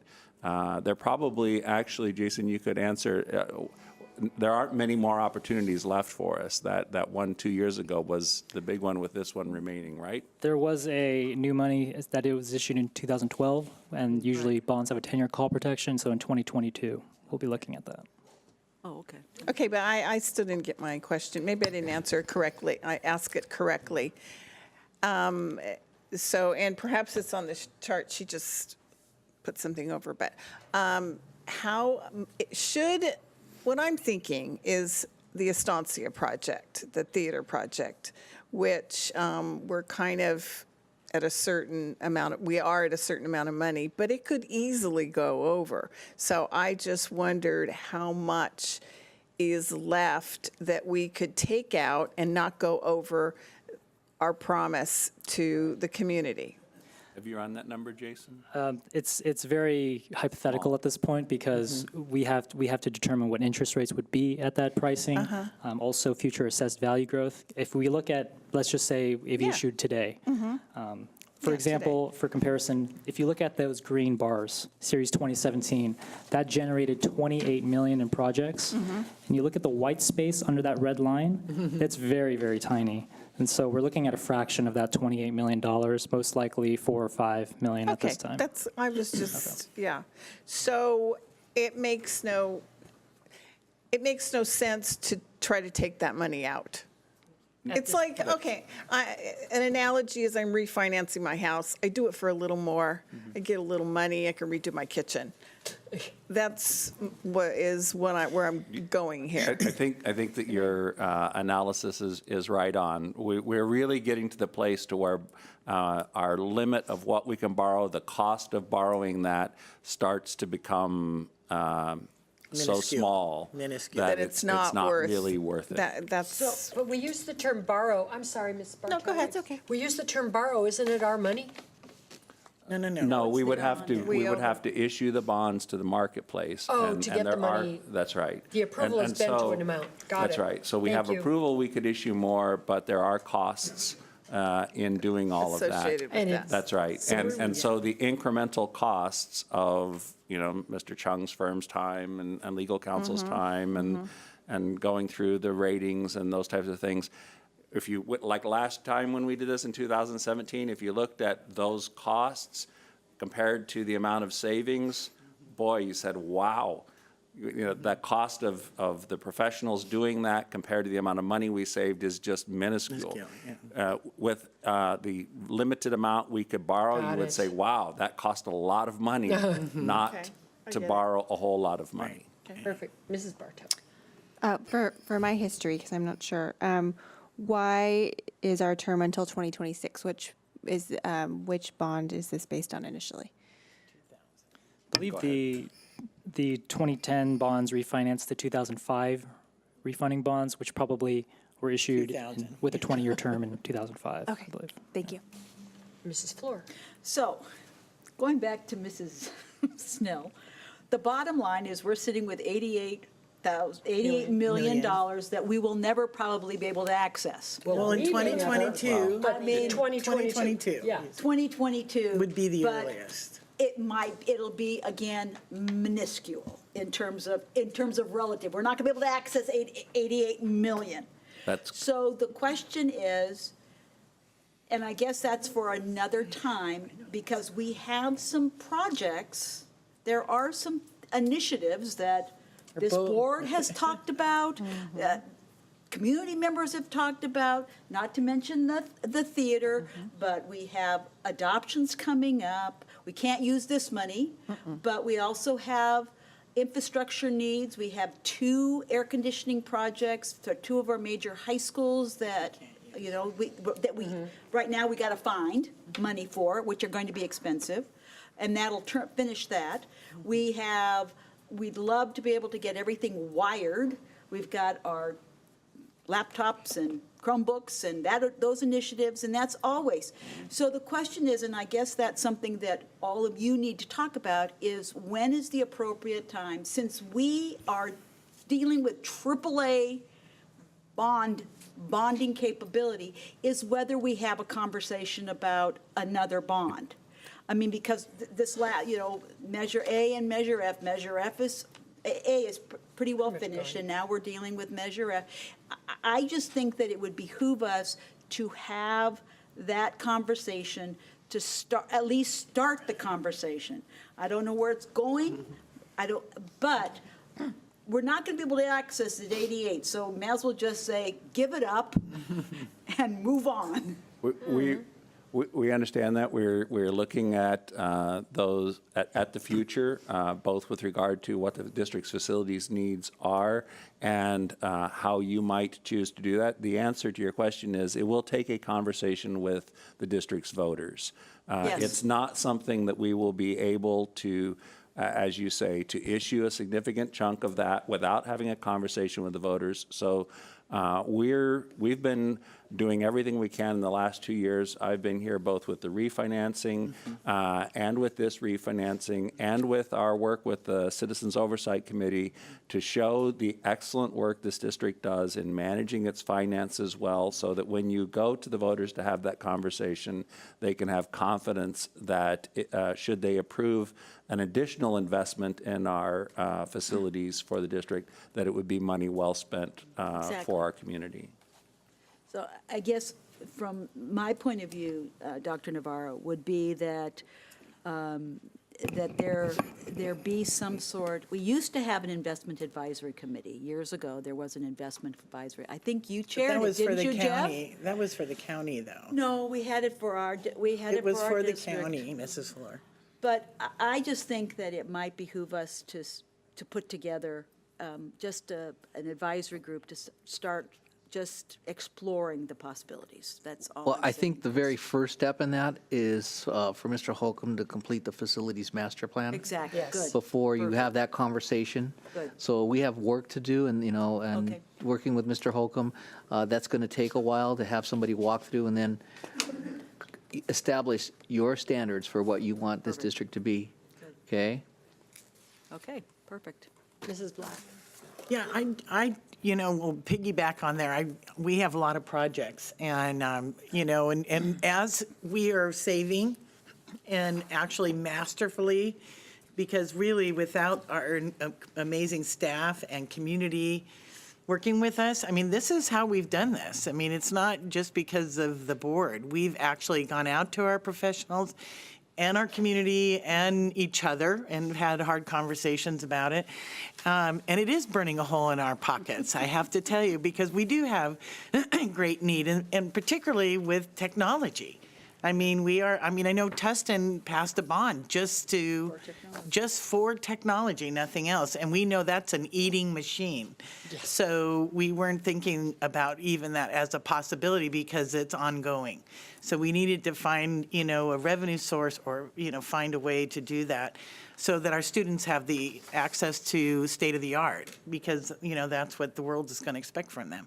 But saying that, going over the cap, why, I know it's speculative, but why is the year 2022 the next possible? Is that projections on speculations, or? Because I want to know what your thoughts are about housing in the next year or two, if that's the case. No, I'm kidding. Right. So 2022 is actually the next time the district will be able to refinance. Okay. The district has availability to issue whenever it would like. But to get the most bang for the buck and to get the worthwhile dollars, it would probably want to allow its assessed value to compound for a few more years. Okay. Well, that's what I pretty much understood. I just wanted to make sure, am I missing something? Compounding is a good word. Yeah, Mrs. compounding. Roto. Sorry, I have two more probably rudimentary questions. Why 2026? Why is that the refinance or that term? The bonds that we're looking to refinance had a final maturity already of 2026, and as a law of refunding, you cannot extend past the final maturity. Perfect. Okay, thank you. Oh, and sorry, the other question was, this is for Measure A or for Measure F? This is for connected to the 2000 measure, so so Measure both of A. them. Okay. All right, thank you. We still have some of those hanging. We've been refinancing it regularly. I know we were talking about all the wonderful projects we have gotta- too, but I'm looking forward to the facilities master plan because I can't walk a single campus that I don't say, I think I could use a coat of paint here, or gee, that looks like it needs to be scraped, because it's not my house, but then it is my house, so I'm looking forward to getting that master plan because I know sites, we can be patient and wait as long as we know where we are in the queue. It's really hard to wait if you think it's just out there someday. If a painter doesn't have anything to do, they might get to my school. So, thank you. That's wonderful. That being said, Well, before you leave that, I just want to let you know that Dr. Navarro. for the first time in years, Mr. Holcomb has put out a bid for painting, and we'll be putting our schools on a schedule to be painted. Yay! Okay, so that's not going to be that's not a measure A or F issue. That's a ongoing maintenance issue. And Mr. Holcomb has put out the RFP. And do you have you awarded that yet? No. Okay. Oh, yes. Oh, yes. Oh, by the way. Surprise! We did that. You did that. Good job, Tim. Okay. It's a sharp group. Yeah. Move the adoption of Resolution 160319, refund NMUSD's general obligation refunding bonds, election of 2000, Series 2010. Second. It was moved by Mrs. Flores, seconded by Mrs. Black. Mrs. Snyder. Ms. Metoyer? Yes. Ms. Fleur? Yes. Ms. Black? Yes. Ms. Yelsey? Yes. Ms. Bartow? Yes. Ms. Anderson? Yes. Ms. Snell? Yes. Cool, motion passes. Thank you. That's 7-0. really great. Thank you very much, Mr. John. Boy, it was a hard thing to get done for us. Okay, now we're moving to item 16, D as in David 4, which was moved to, Second interim, honey. but isn't that, no, that's part of discussion action. We already finished the other ones, Martha. We finished all 3 second interims. We didn't have the interim. 17D, honey. Sorry, Mr. Trader. We're pulling a Paul, right? Well, no, it's because it was an approval and not a resolution, so I didn't have a list of names after it. You really are up. You asked to have just these messing with met together, so We just you're have up. the peanut gallery. Well, President Metoyer and Dr. Navarro and board and guests, it's a pleasure to be here with you tonight to discuss the second interim. And you know, I can't help but think what we've just gone through and your role in building a community that thrives. And we all know that communities that thrive have really strong, powerful, effective institutions, including public schools. And so you've done acknowledge that your effort in that regard. So part of this is making sure that we're staying on the financial rails and not going off the rails. So this is a second interim report, and so we're reporting to you how we are doing throughout the year. This covers a period of July 1 through January 31st. And it's required by law, and it includes a multi-year forecast, so you can see how we're doing. So the governor has released his January proposed budget, and it is favorable to education. We're really pleased about that. But let's talk a little bit about what the highlights are. So you'll remember Governor Brown, he was talking about subsidiarity and what that meant for local control, and he stayed on that very successfully. And Governor Newsom hasn't abandoned that, but not so much. He's a little more flexible when it comes to having programs that are tied to very specific purposes. And so that's not necessarily bad for Newport-Mesa. It's just a different way of managing things, and so we'll try to take advantage of that where we can. He was also, we want to acknowledge the governor in that he is seeing the issue that we have with our retirement plans, and those are significant. The state dug a hole, a very big hole in that regard, and so we are having to fill that hole right now. And that's what we're seeing in terms of our rates going up, and they've gone up significantly. He's acknowledged that, and so he's offered to buy down that by about 1%, and that's significant. That's like $3 billion. So he's really made an effort there to help in that regard. He's also offered some help in special education, but unfortunately that's not going to help us because our we don't have an unduplicated pupil percentage that is high enough to qualify for the extra money. So there's no extra money there, Dr. Jocham. Okay, good. And then he's also increased early childhood, he's expanding early child education by dramatic. He's got like 4 different programs out there. He's really made this an effort, and we'll take advantage of that where we can. And then he's offering to sell $1.5 billion of bonds for our facilities program in 1920, and that's also good news. Unfortunately, there's a little bit of an issue here. In January, the state reported that they're missing their revenue target by $2.3 billion. That could spell a little bit of uncertainty for us. And so as a result, you'll notice in our out year projections, we have not yet included the CalSTRS buy down. And that's kind of normal for a huge assumption like that. We wouldn't normally put that in until we get to the May revise. The budget will be revised in May, and we'll see that. Things will become more clear. And so we're going to be conservative in that regard and wait to fold that into the out-year projections. But let's talk about the revisions. And so far, the revisions are behaving, or I say the assumptions are behaving as we've budgeted. And so that's good news. There's no real news here other than we've had unrestricted revenue went up by about $837,000. This is mostly due to E-rate. We had an adjustment to E-rate. It was favorable. We took it. It's a good thing. We had some small adjustments related to sale of equipment. And then restricted revenue follows the normal pattern. Federal programs mostly, about $375,000 in federal programs that we wrote up, and then community support. We always see community support throughout the year. We have a very generous community. And so you can see here that it's a very kind of stable, pretty flat line, up just a little bit, and that's good. And so let's talk about expenses, and expenses are also tracking with assumptions. When we look at unrestricted expense, they decreased by about $48,000. Staffing's lower by about 37, non-staffing's lower by 10. And then restricted expense increased, and this is normal. This is normal for us to see this at this time of year. That expense increased about $898,000. 78 of that is staffing, and 820 is non-staffing. And most of this, again, is driven by the federal and the local support that we receive at this time of year. So you can see there, again, a little bit up and to the right. That's a good, nice chart. And then we have one correction in special education. We had to do a correction for our,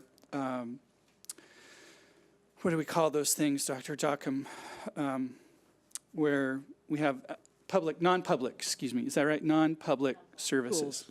So sometimes we have our students who are serviced by non-public service providers. I have that right? Thank you. Okay. And you can see there, again, slighting up to the right in terms of that chart. So the ending fund balance, though, is improving. The unrestricted ending fund balance increased by about $686,000, and the restricted ending fund balance remained unchanged. So when you look at that, you can look at our ending fund balance, and again, that's very nice and to the right. So let's look at the multi-year outlook, and again, remembering that periods of high economic growth often sow the seeds of their own demise. And so we're thinking about that. And the way that shows up is we're conservative in the out years. And so let's take a look here at our multi-revenue expense and other financing uses and sources. And so you need to remember, you need to think about, again, we've had a planned, intentional, we're lowering our balance slightly to take care of some board priorities that include multiple curriculum adoptions, air conditioning, and so we're stretching. We're stretching to meet those priorities. And so when you look at that, you see here we have revenue at second interim, starts out and then it ramps up here in 2021. And that's a nice chart until you see this, and there's our expense. And so we're riding expense-wise a little high up through 1920, and we correct that in 2021. And so part of another concern that we have are our pension costs. You can see our CalPERS rate, that's going from about a little over 15, and it's going to go almost to 25% of salaries. And then for CalSTRS, we see here that little, the blue line is the original line. The dotted line is what would happen if the governor's budget proposal comes to fruition. And so that lowers it by about 1%. So again, we're challenged by this. We're looking at ways to manage that, and we will do that. And so we have a responsible ending fund balance. You have a reserve for both economic uncertainties, and you also have a stabilization reserve to absorb any kind of shocks that we may have or to protect your board priorities. And so we can see here, there's the ending fund balance coming down. That's a plan coming down. And then we kind of stabilize, and then we're looking to make it better. So hopefully we'll have a smiley face by the time that we're done with that. And so with that, then, we recommend a positive certification. The board president has a positive certification on her dais right now to sign. And if you have any questions, I'd be happy to take them. Well done. Thank you. Okay. I like positive. Positive is a good thing. I recommend we Mrs. approve the, Oops. I just have a quick question. You said if the governor's budget comes to fruition, I thought it was approved. That's a great question. The governor in January, he proposes a budget, and then they talk about it, and then in May, they revise it. And then in June, they hopefully adopt it. So it's done in kind of a three-step process. And so what we have right now is just the preliminary proposal. I thought they already talked about it. Okay. They'll talk a lot So they talk about it, Yes. then he publishes it, then they talk about it some more. Yeah, Okay. that's So exactly June, right. we'll know for sure whether that line is lower for the CalSTRS. Yes, June for sure. In yeah. May, usually the May revise is pretty close to what they adopt. So all the surprises are washed out by the time Okay. we get to the May revised budget. Are flushed So, and then they'll adopt the budget in June. Okay. Thank you. Good job, as usual. Yes. Thank you. Now, Mrs. Yelsey. yes, I'm hoping that the CalSTRS buy down, it becomes a reality, Yeah. but Yeah. we'll wait and see on that. I recommend approval of the 2018-19 second period interim report. I'll second. It was moved by Mrs. Yelsey, seconded by Mrs. Bartow. All those in favor? Aye. Opposed? Abstain? Oh, I Whoops. thought it was a resolution. I'm It's not. concerned. Okay. That's why I got it. Then aye. Okay. Then it is 7-0-0. Yeah. Thank you, Mrs. Snow. That's why I missed it when I was doing it before, because it didn't have names after it. I thought we were done. But now we get to go to 16D4. Mrs. Fleur. Well, thank you. This is, I just want to make a statement. This is in regards to our students. And that is that we want to enter into Orange County Department of Ed to refer our students to OCDEs, their summer school session, based on the actions of the Orange County Department of Ed board denying our appeal and approving a less than stellar charter school to be occupied within our district. And when I mean less than stellar, I mean the individual who was running that program, who proposed it, was incompetent, unqualified, and really negligent about sound pedagogy. And so my concern is, by approving this, we are sending our students to a program that the Orange County Department of Ed in their wisdom, thinks is appropriate for our students. And I don't have any guarantee. If they're going to approve a substandard program to be housed in our district with no comments from the approving side, the three board members, Mr. Williams, Ms. Barkey, and Ms. Sparks, then I have no guarantee that our students are going to be educated appropriately. And I realize that this is for 1 year, it's for 2019, it's for this summer school program, but I would like us to see whether we can seek out or investigate other alternatives to provide these services to our students, because our students deserve something better than a mediocre program.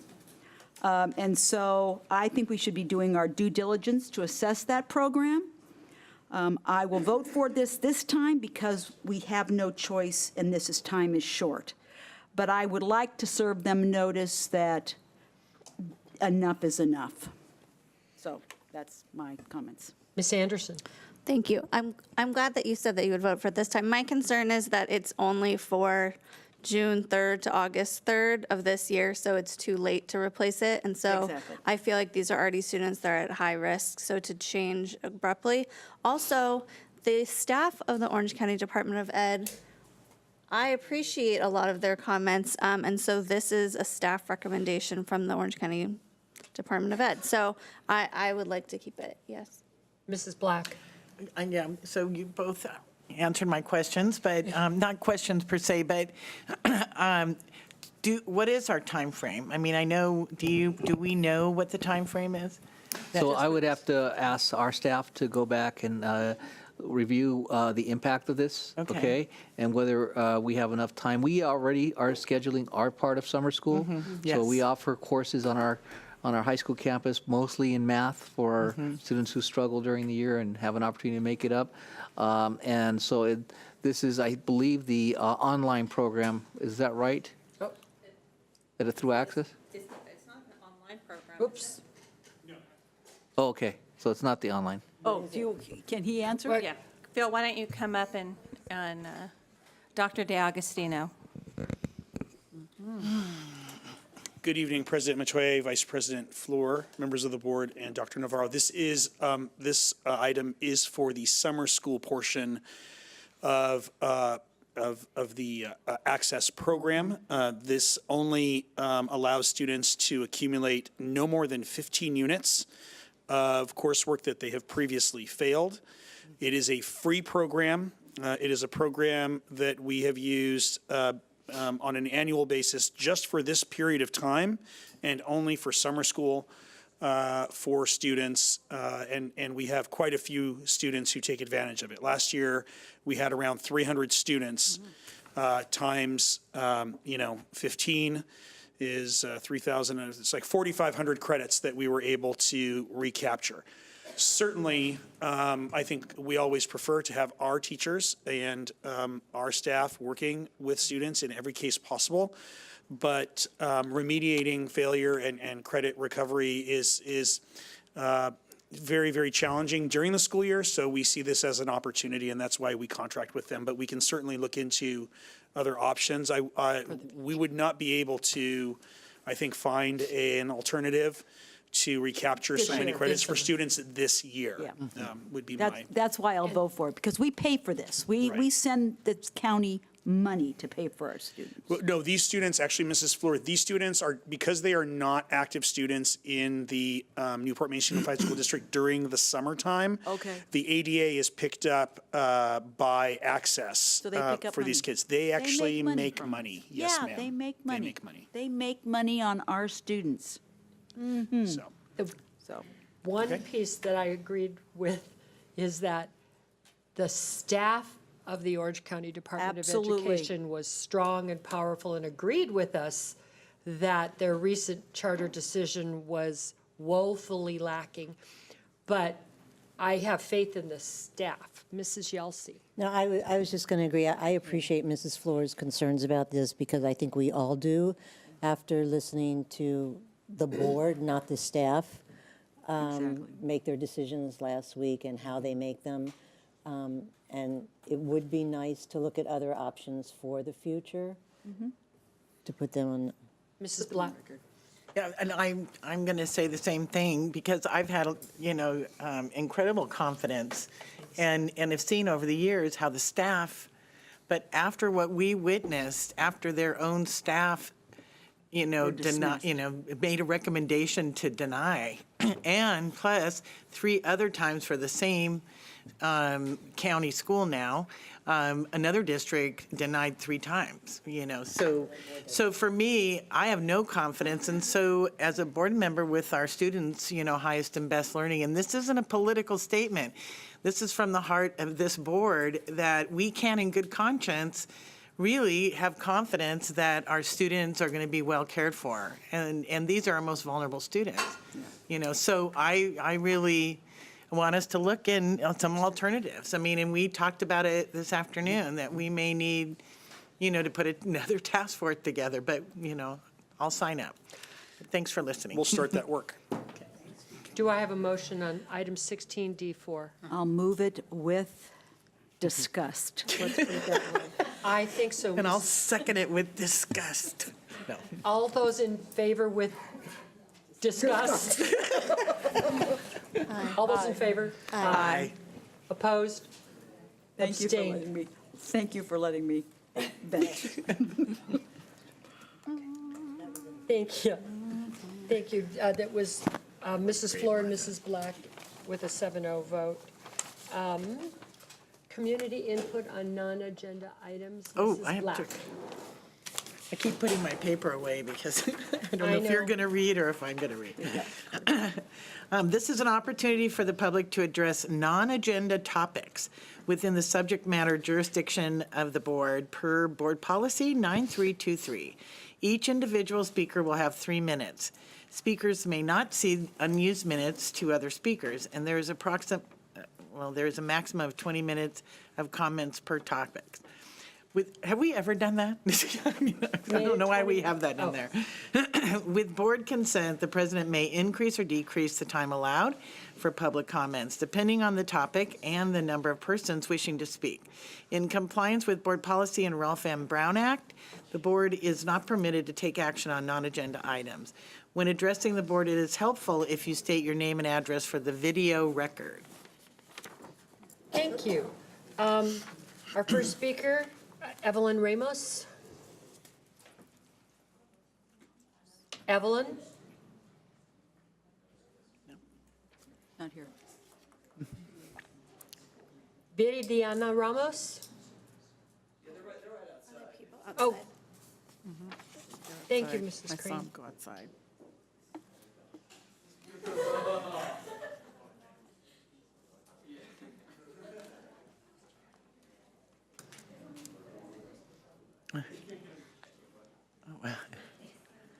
If you didn't hear the order, it was Evelyn First. and then Viridiana second, Angela Malancine, and Angela, I want to hear what it is, and then Sky.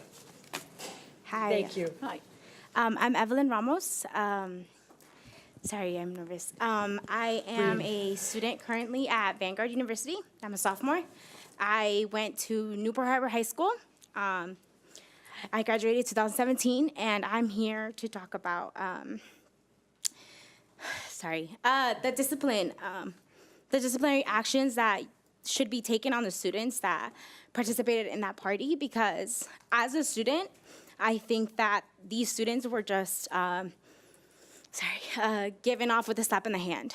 I think that these students should no longer attend that school, and I feel like that school is really hurting because a group of these students have now labeled the rest of the students I'm nervous. Okay. Take a breath because we're fine. It's just,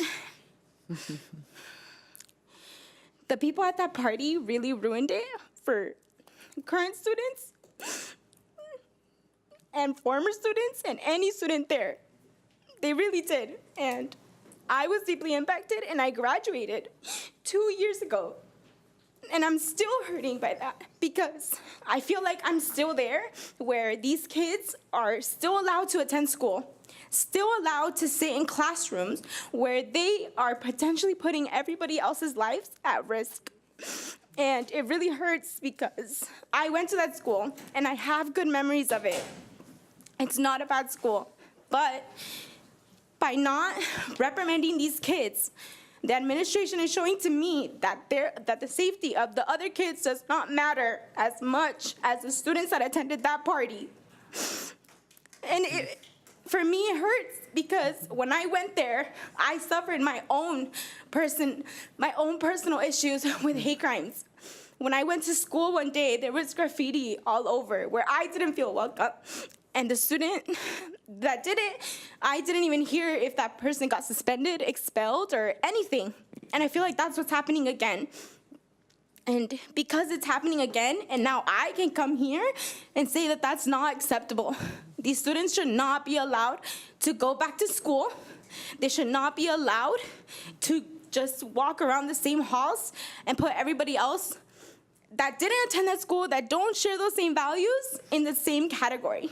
I don't think that that's fair, and I think that these students should really have real consequences, such as expulsion.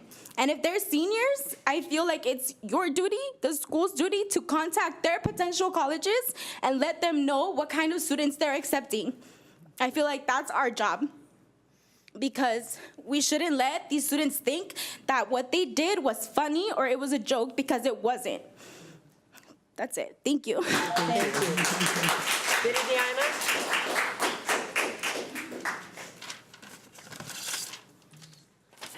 My name is Viridiana Ramos. I go to Estancia High School, and I'm a 9th grader there. I chose not to go to Newport Harbor High School because of this. The swastika symbol is so full of hate, and even now I'm not shocked. All of this hate starts even from middle school. And just from personal experience, my 7th grade year, first week there, I was put in honor classes for English. And I didn't feel comfortable because I was the only girl and person of color there. And I was called a Mexican nigger. That's what I was called. And I understand that you guys here might not understand how that might feel, and I'm enraged, and sad is not even a word that I can use to say how I feel. To be called that and not feel comfortable going to that school again, that's why I chose not to continue going to Newport Harbor High School. The swastika symbol not only demonized the Jews, but it's so full of hate that it speaks to the minorities. And I don't know, just experiencing so much hate at such a young age now is shocking, and it makes me extremely sad to even experience that at a young age now. And from past students that have gone there, they will never heal if there is no justice. So, thank you. Thank you very much. Angela Mallinson?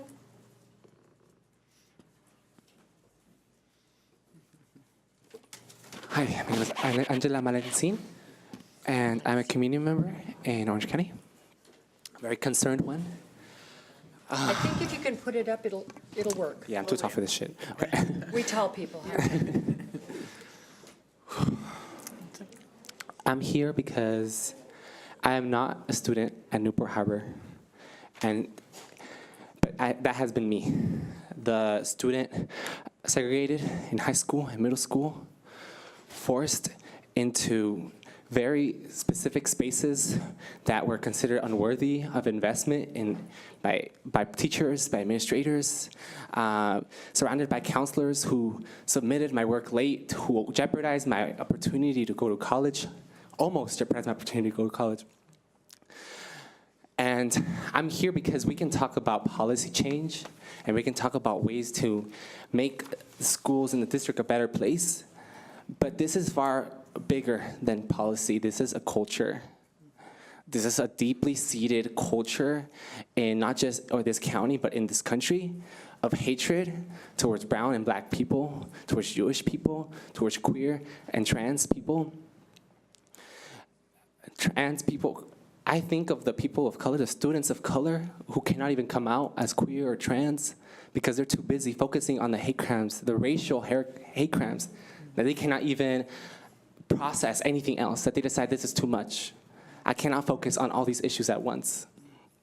And it hurts my heart, and it's triggering to think that there are people struggling with PTSD as young as 14, 15 years old that are having flashbacks, and they will never, as the students before mentioned, they will never forget.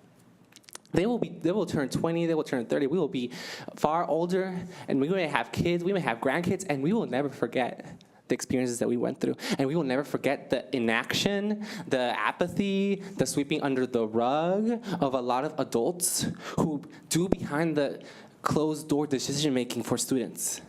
We need to integrate students into the decision-making process because adults do not understand the issues.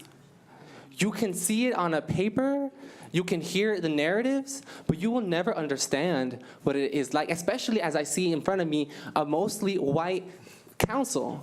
You will not understand what we go through. We will not understand the spitting on my foot, the spitting on my face that I have experienced walking down the street, having to experience the fear of my life. I don't know who will attack me, the police, my own community, who will attack me today? I don't know that. And you will never know that. And that's why we need to integrate students, because they are the leaders, and they are the ones with the energy and with the passion to make a change. Thank you. Thank you. Thank you very much. Sky Wagner?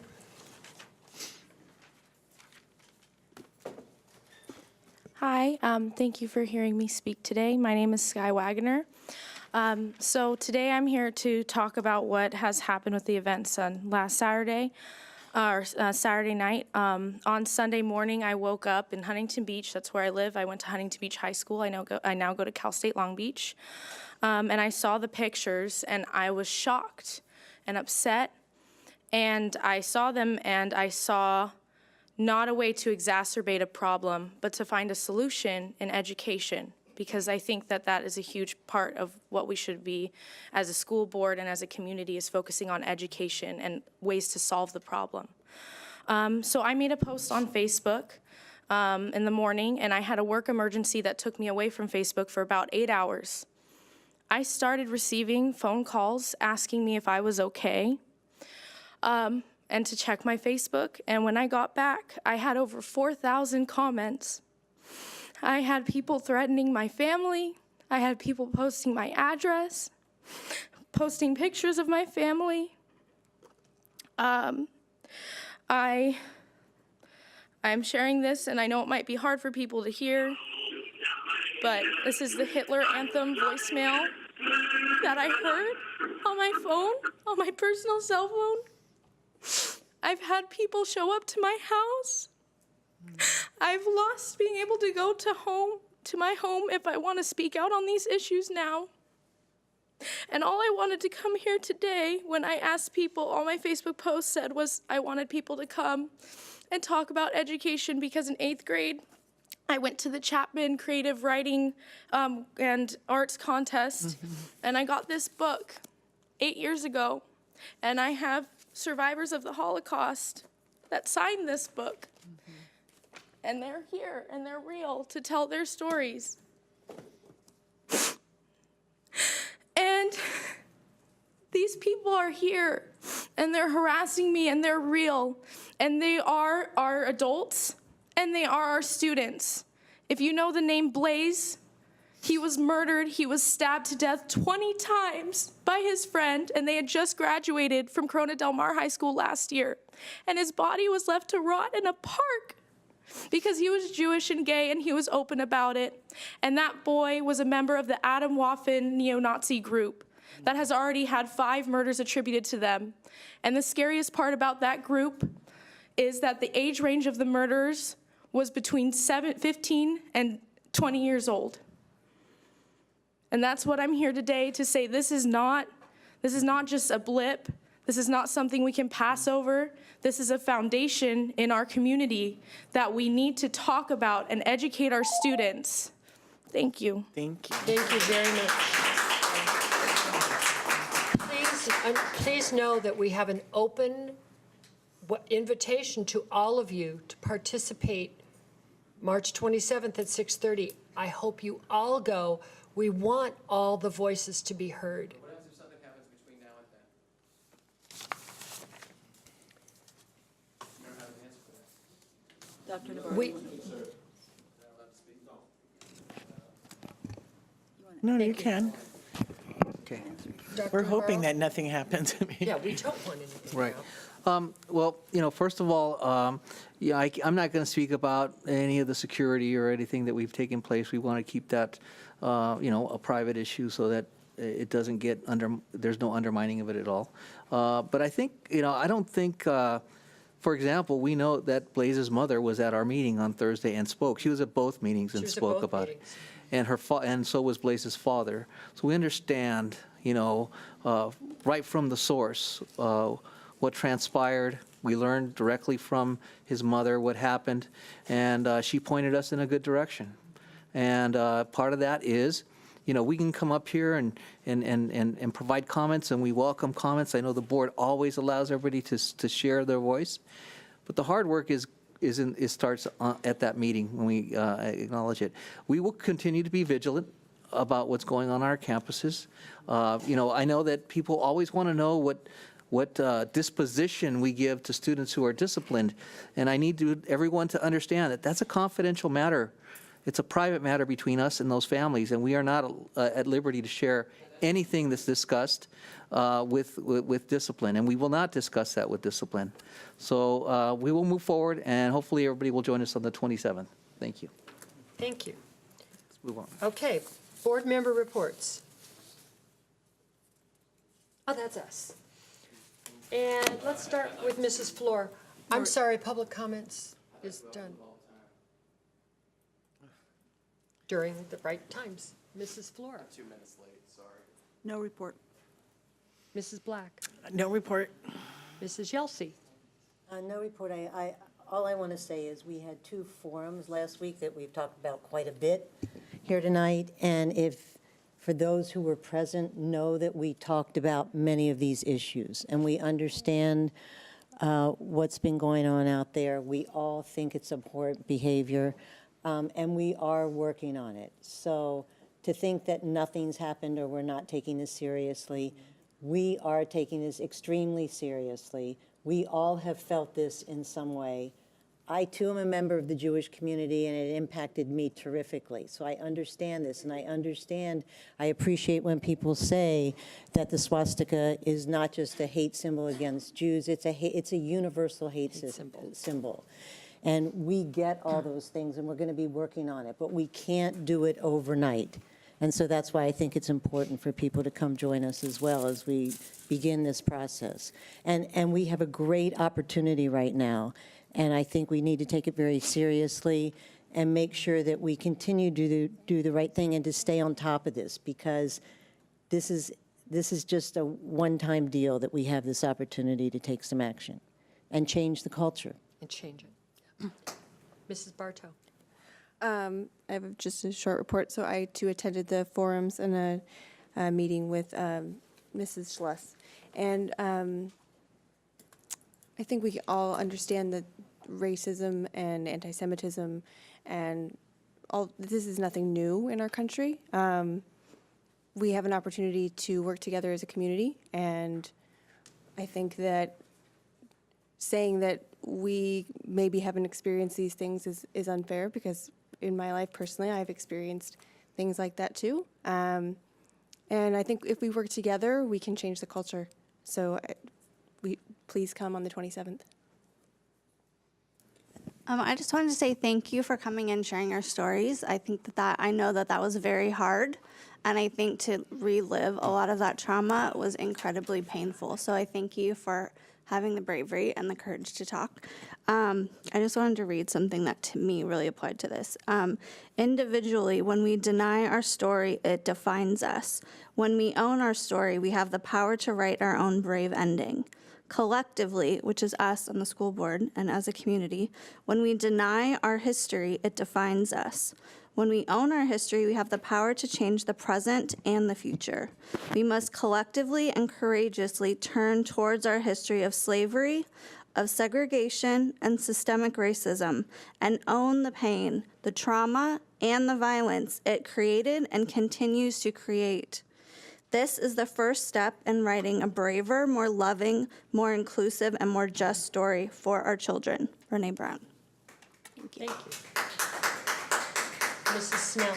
I too want to thank the students for coming forward to speak. I know it's a little nerve-wracking to stand up there and speak and share something so personal, but it makes a big difference when you do that.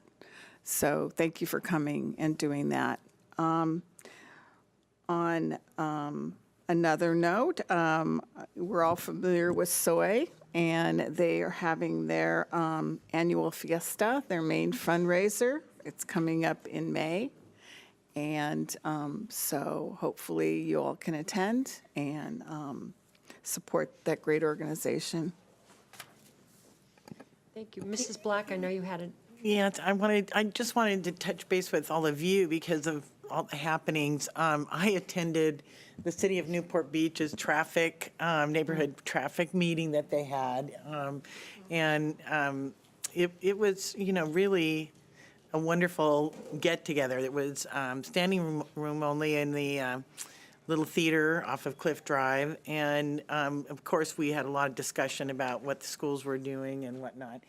However, they were, we didn't really talk about the safety things that we're doing at our schools, which is appropriate, but also talking about the parking.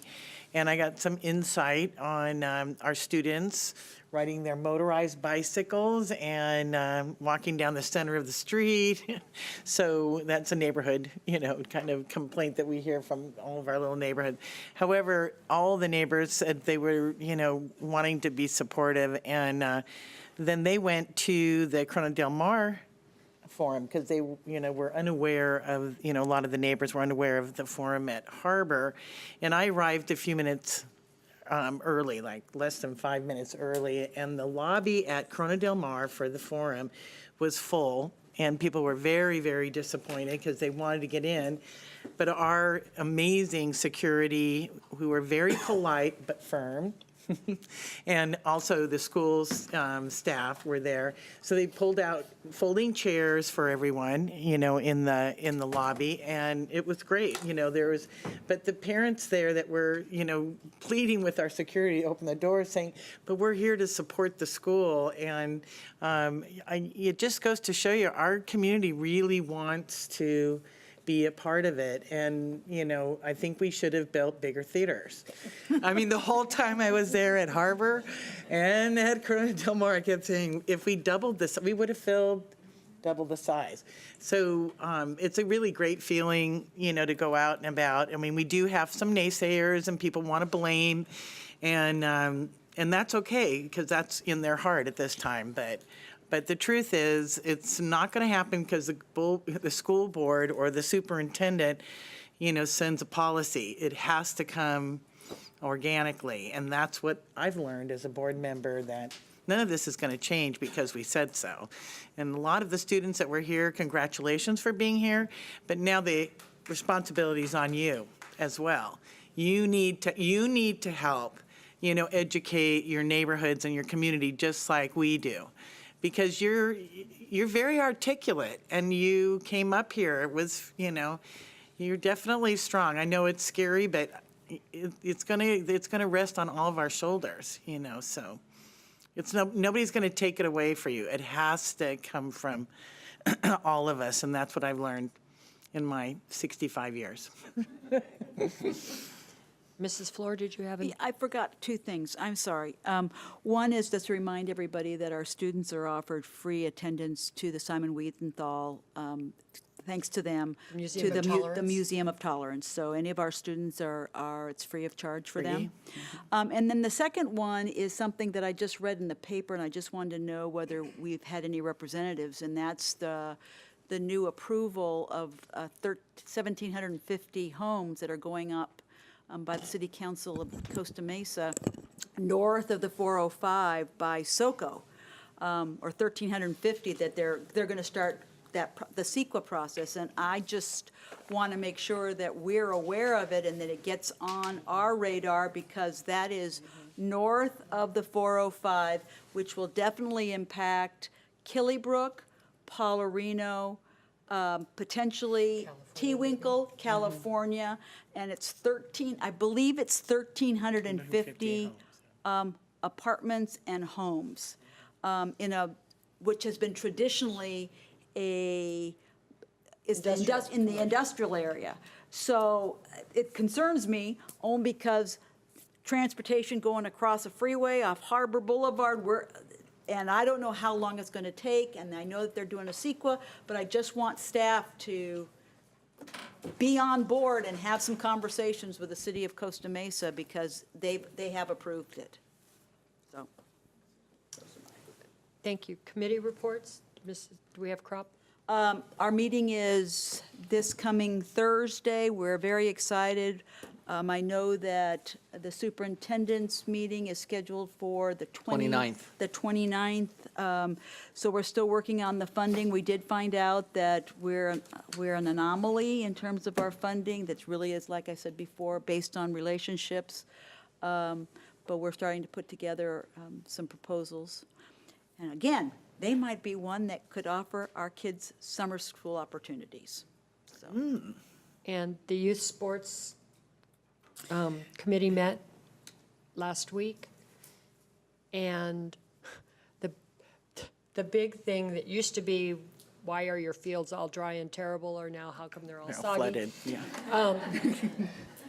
But we're working on it. If you ever want to experience a committee that functions, that has at least 20 different groups that come together, Exactly. that are proactive and will work with each other, as well as the district and the cities, to make it happen, that's a group to attend. It's at 7:30 in the morning, but it's a wonderful group. The parts that affect us, initially, we're still working on the JUA that bounces back and forth between the city lawyers and the district lawyers, and everyone wonders why it's taking so long. And just to let everyone know, it's because we want to do it right. It will become a template for future endeavors of cooperation like this, and if we don't get it right the first time, then we have to make things up and get it right later on. And it takes So- another 20 years to get it. Yeah, and that's Yeah, exactly. incredible. So that was our meeting. Did I miss anything on that one, Mrs. Black? Nope, I you don't did think so. well.